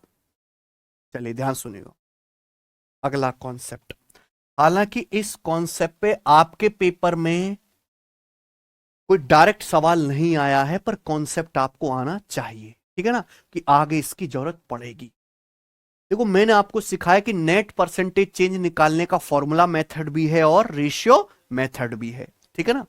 लेकिन क्या हो कि अगर आपको नेट परसेंटेज चेंज पहले से दिया हुआ है ना, और एक वैल्यू मिसिंग है, तो कैसे करोगे?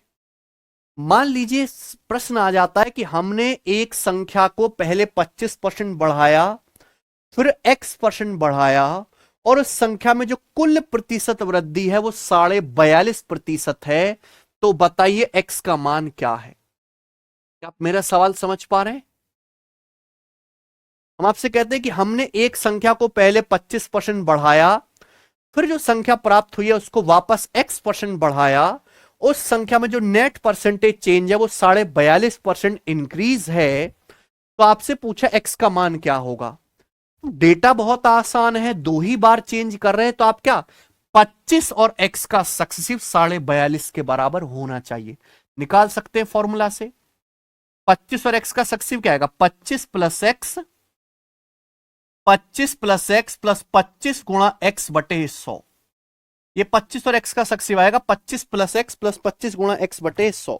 ये किसके बराबर होना चाहिए? इस 42.5 के बराबर होना चाहिए। आप बोलोगे हां जी सर बिल्कुल सही, यही बात है, कोई तकलीफ?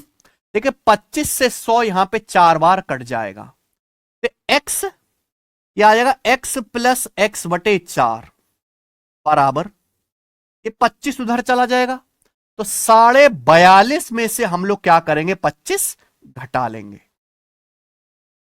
तो x प्लस एक्स बटे 4 कितना आ गया? 5x बटे 4। 4x प्लस एक्स कितना आ गया? 5x बटे 4। और 42.5 में से 25 घटाऊंगा तो कितना आ जाएगा? 17.5। तो 5 से 17.5 कितनी बार कट गया? 3.5। एक्स की वैल्यू कितनी आ गई? 3.5 का 4 गुना यानी कि 14। तो सवाल का आंसर क्या आ गया? एक्स की वैल्यू 14 आ गई, ठीक है ना बच्चों, कोई तकलीफ? ओके आगे चलें। अगली बात ये समझिए मेरे भाई कि ये आप फॉर्मूले से कर सकते हो, इस तरह के प्रश्न भी आते हैं पेपर में।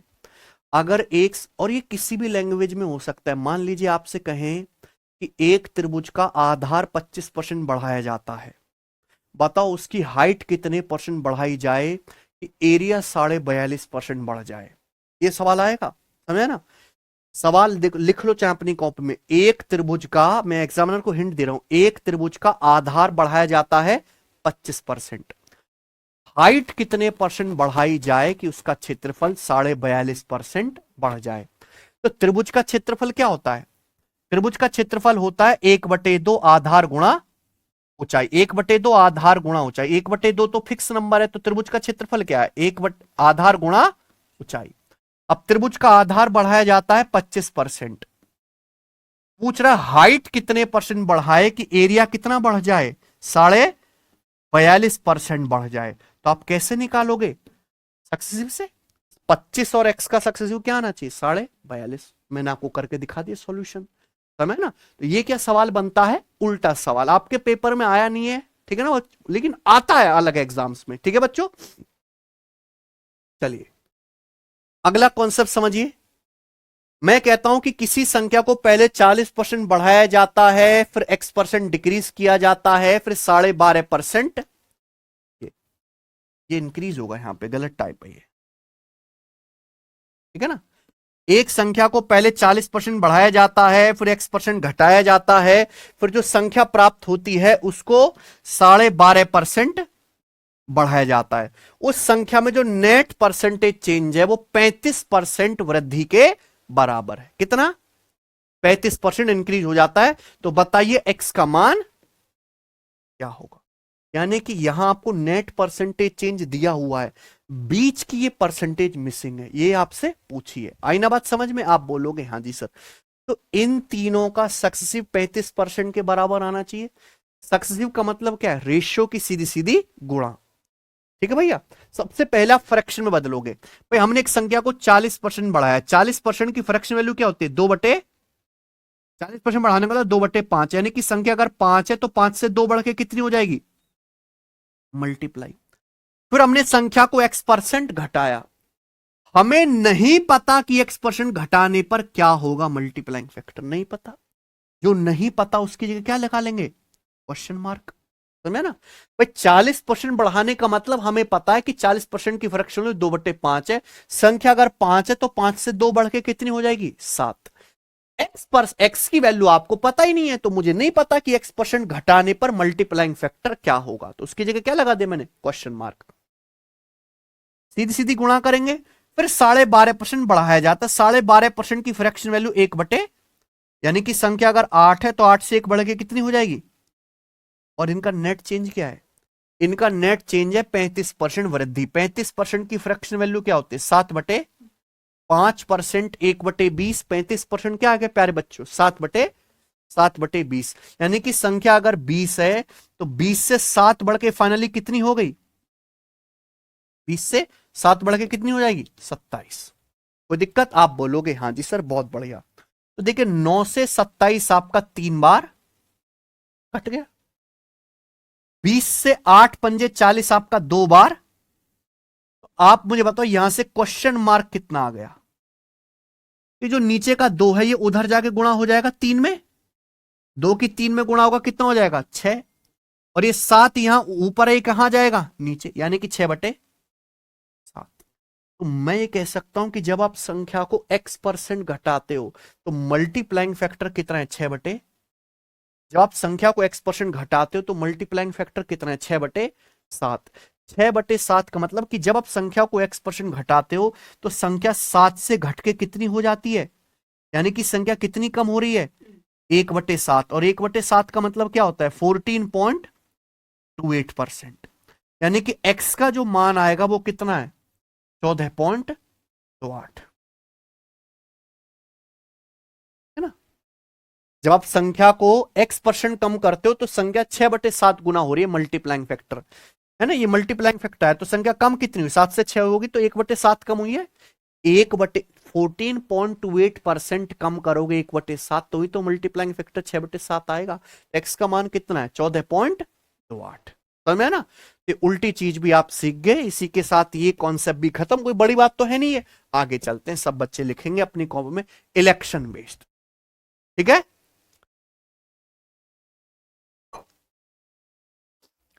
अगला टाइप बच्चों आपके सामने आएगा इलेक्शन बेस्ड सवाल, चुनाव आधारित प्रश्न। ठीक है। आप लोगों ने प्रीवियस ईयर की परीक्षाओं में चुनाव आधारित बहुत सारे सवाल देखे होंगे, देखे ना? तो आते हैं पेपर में क्वेश्चन।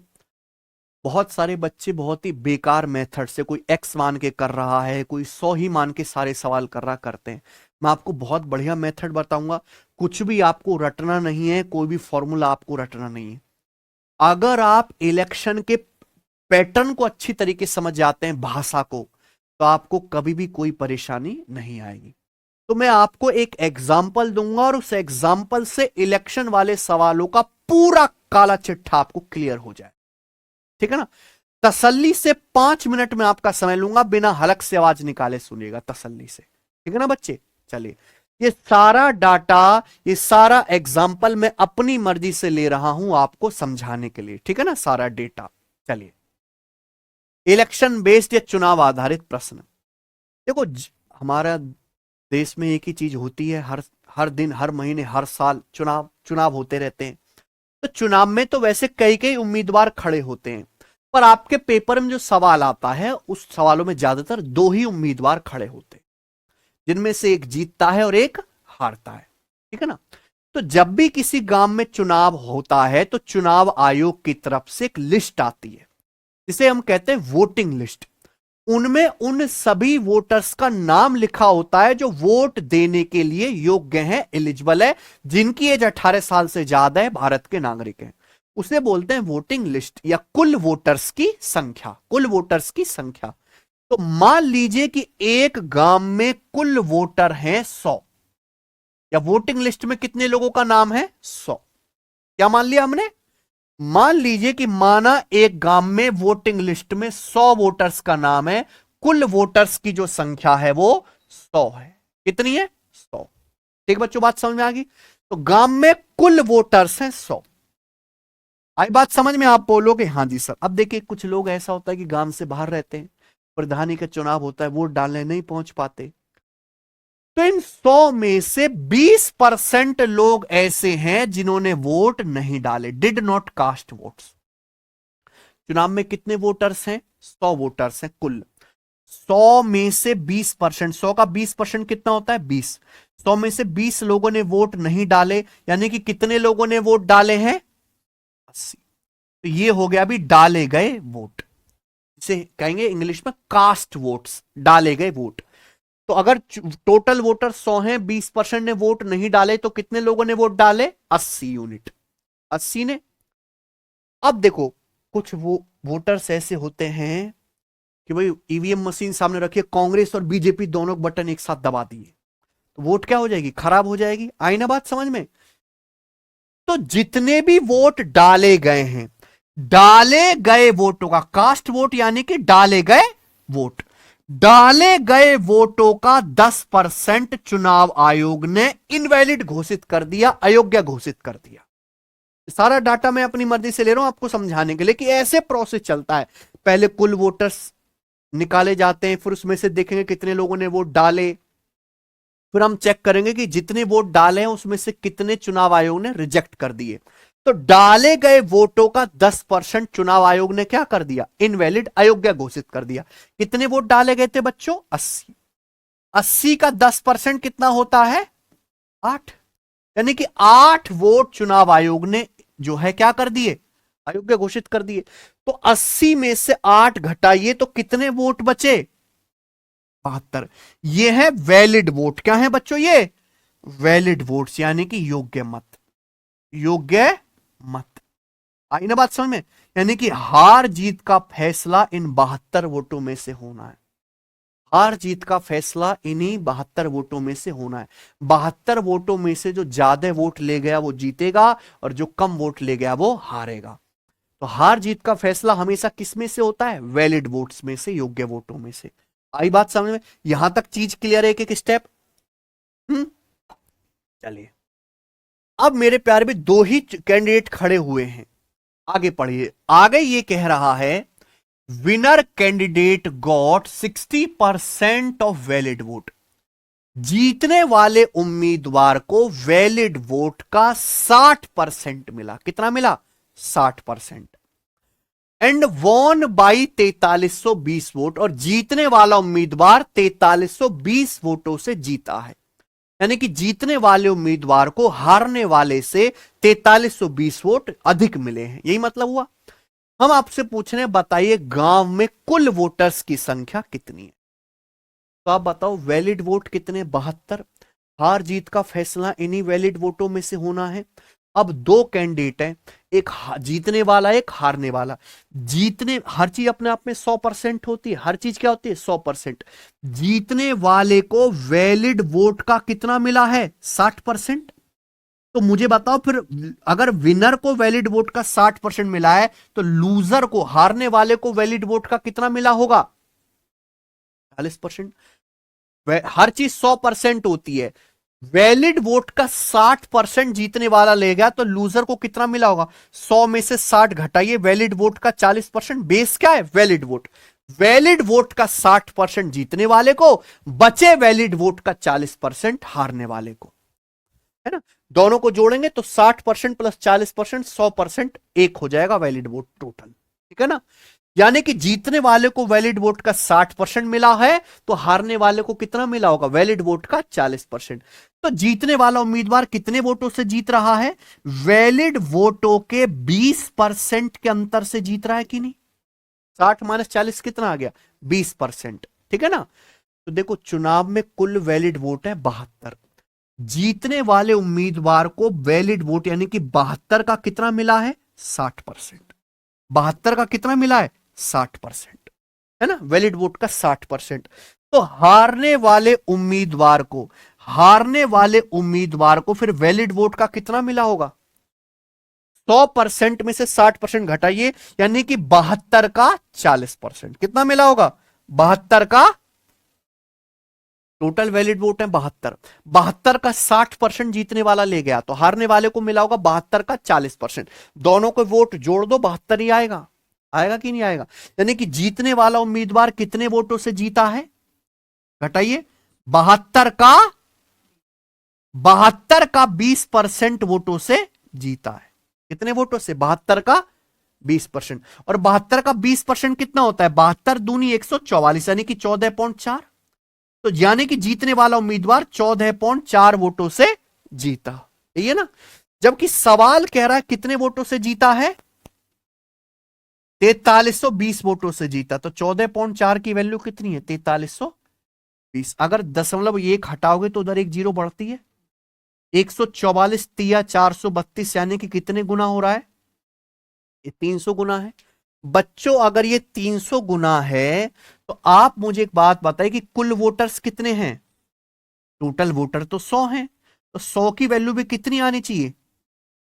100 की वैल्यू भी 300 गुना, यानी कि कितना आ गया? 30,000। तो गांव में टोटल वोटर्स कितने हैं बच्चों? वोटिंग लिस्ट में कितने लोगों का नाम है? 30,000। यही क्या आ गया इसका आंसर? समझ में? तो ये एक ऐसा एग्जाम्पल है जिससे आपको चुनाव के सवालों की पूरी फिल्म क्लियर हो गई है। ठीक है ना?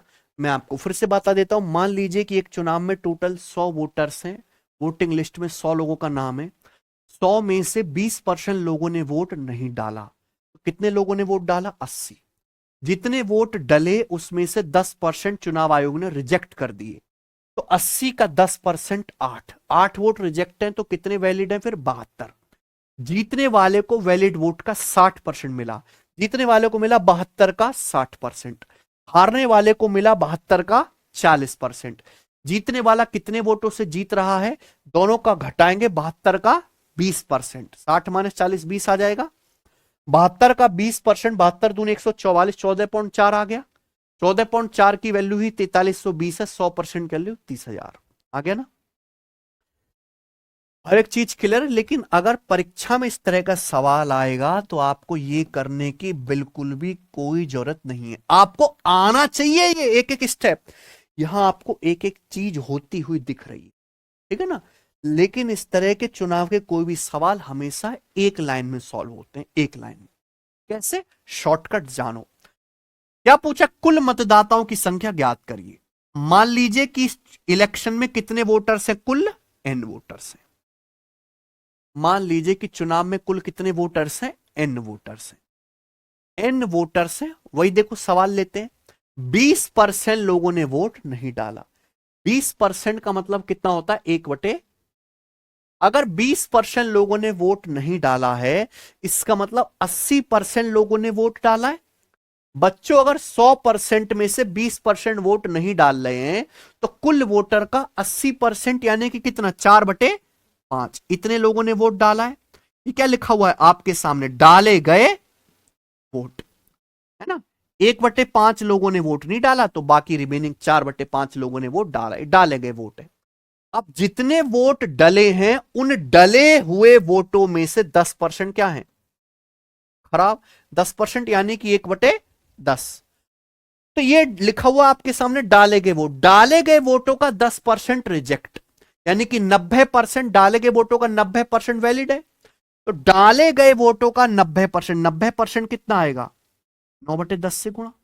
तो डाले गए वोटों का 90% क्या है आपके सामने फिर? Valid votes. ये क्या लिखा हुआ आपके सामने? Valid votes. आगे ना बात समझ में?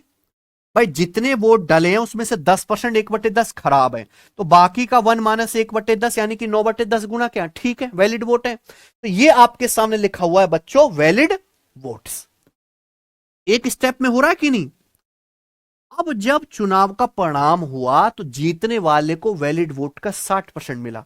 जीतने वाले को वैलिड वोट का 60% मिला है, तो हारने वाले को वैलिड वोट का 100 माइनस 60 40% मिला होगा।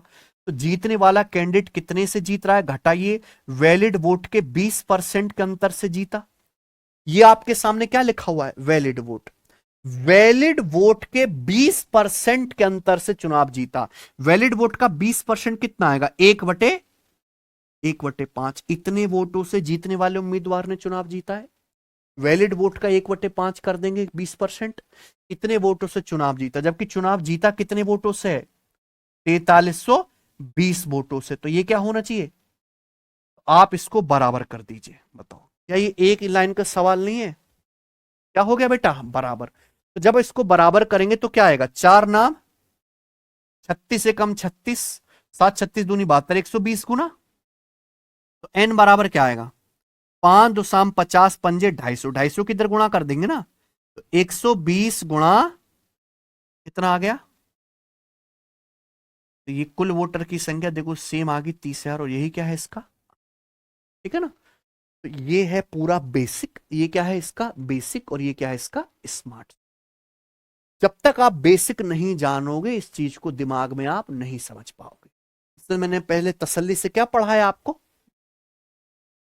बच्चों, अगर आपको ये समझ में आ गया है इलेक्शन का कॉन्सेप्ट तो कमेंट में यस लिख दीजिए। यस सर कि हमें समझ आ गया है। बच्चों, अगर आपको ये समझ आ गया है तो कमेंट में यस लिख दीजिए। Yes sir. चुनाव वाली चीज।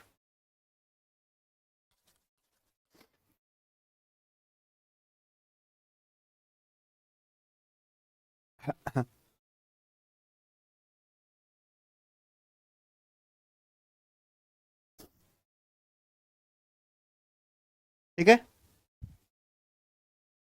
चलिए।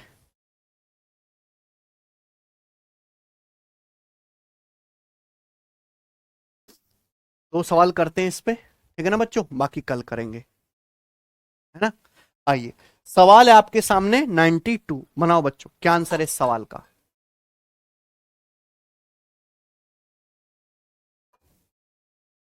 चलिए, एक चुनाव में दो कैंडिडेट थे। एक को कुल वोटों का 41% मिला और वह 5580 वोटों से हार गया। कुल वोट ज्ञात करें। ठीक है ना बच्चे? तो देखिए, इस सवाल में जितनी भसड़ हो उतना ही दिमाग लगाना है। इसमें कोई इनवैलिड वैलिड का कोई चक्कर नहीं है। भाई, एक चुनाव में दो उम्मीदवार थे, कुल वोटर्स ज्ञात करें। कुल वोटर्स क्या होता है बच्चों? 100%। अब एक उम्मीदवार को कुल वोटों का कितना मिला? 41%। अब एक उम्मीदवार को 41% मिला है तो दूसरे को कितना मिला होगा फिर? 100 में से 41 घटाएंगे 59%। यानी कि मेरे भाई, कुल वोटर है 100%, एक उम्मीदवार को 41% वोट मिले, दूसरे को मिले होंगे 100 में से 41 घटाओ 59%। यानी कि ये लूजर है, इसको कम वोट मिले, ये विनर है। तो कितने वोटों से हार गया? 59 से 41 कितना कम है? यानी कि 18% वोटों से चुनाव हार गया। जबकि सवाल में बोला कि 5580 वोटों से हारा। तो 18% की वैल्यू कितनी है सवाल में? 5500। कितने गुना? 18 तिया 54 और एक 18 कम 18, 310 से गुना, है ना। अगर 310 से गुना हो रहा है तो कुल वोटर्स भी क्या होंगे? 100% की वैल्यू भी 310 से गुणा कर देंगे, यानी कि 31,000। कौन सा ऑप्शन है? आसान सवाल है, आया हुआ है पेपर में, ठीक है ना। ये बताइए।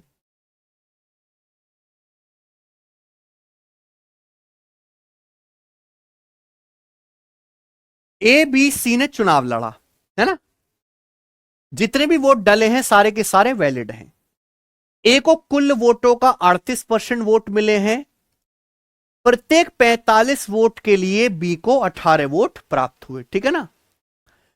विजेता को सबसे कम मत प्राप्त करने वाले व्यक्ति से 5760 अधिक मत प्राप्त हुए।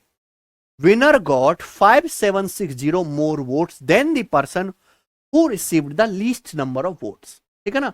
The total number of votes polled was, डाले गए वोटों की कुल संख्या क्या थी? ठीक है ना। देखिए, एक चुनाव में मान लीजिए टोटल डाले गए वोट हैं 100%। ये तो पूछा आपसे, तीन कैंडिडेट है यहां पे, ए बी और सी। घबराना नहीं है कि सर तीन कैंडिडेट का सवाल आ गया, बहुत लल्लू है। 100% वोट डाले गए, उन्हीं में से तो एबीसी को मिलेगा। ए को कुल वोटों का कितना मिला? ए को कुल वोटों का 38% मिला। सवाल में आगे बहुत अच्छी तरीके से बोला गया है, सवाल में बोला है प्रत्येक 45 वोट के लिए बी को 18 वोट प्राप्त हुए। For every 45 votes polled we got 18 votes. इसका मतलब क्या है, हर 45 वोट में से 18 वोट बी के नाम की पड़ती हैं। अगर 45 लोग वोट डाल रहे हैं तो उसमें से 18 वोट बी को जा रही हैं। यह मतलब है हर 45 वोट में से बी की किस्मत में कितनी वोट आ रही हैं, 18 वोट। यानी कि ये कितना हो गया, 9 दूनी 18, 9 पंजे 2/5, यानी कि बी को 2/5 वोट मिल रहे। 2/5 कितना होता है परसेंटेज में, 1/5 20%, 2/5 40%। तो हर 45 वोट में से 18 वोट बी की है, यानी कि बी को कितनी वोट मिल रही है, 40%, है कि नहीं। अब बचा तीसरा कैंडिडेट कौन, मुझे बताओ सी को कितने वोट मिले होंगे। भाई तीनों को टोटल 100% वोट मिले। ये 38 + 40 कितना हो गया, 78। भाई ए और बी का हो गया 38 + 40 78%। 100% में से 78 ए और बी ले गए तो सी को कितना मिला होगा, 100 में से 78 घटाओ कितना, 22%। यही है, कोई दिक्कत। आप बोलोगे हाँ जी सर, तीनों के वोट आ गए। सवाल बोला विनर को सबसे कम वोट प्राप्त करने वाले आदमी से 5760 वोट अधिक मिले। विनर कौन है यहां पर, बी। इसको सबसे ज्यादा वोट मिले, विनर है। सबसे कम वोट किसको मिले, तीनों में सबसे कम वोट मिले सी को। तो विनर को सबसे कम वोट लेने वाले आदमी से कितने वोट ज्यादा मिले, ये तो बोला ना सवाल में कि विनर को सबसे कम वोट प्राप्त करने वाले आदमी से 18% वोट ज्यादा मिले, है कि नहीं। सवाल के अनुसार कितने वोट ज्यादा मिले, 5760 कितने गुना, 18 या 54 और 18 दूनी 36, 320 गुना, है ना। अगर 320 गुना तो डालेंगे 100% वोट भी कितना आना चाहिए, 320 से गुणा करेंगे कितना आ गया आंसर। करेक्ट बात, कोई तकलीफ, समझ में आई, है कि नहीं।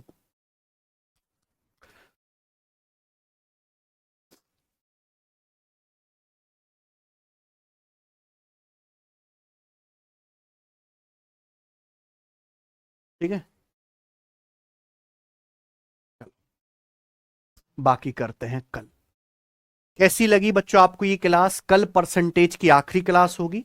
हम इस चैप्टर को समाप्त कर देंगे और मैंने देखो बहुत अच्छे से तसल्ली से टाइम देके पढ़ाया है, कोई भी कॉन्सेप्ट हमने यहां पर स्किप नहीं किया है, ठीक है ना।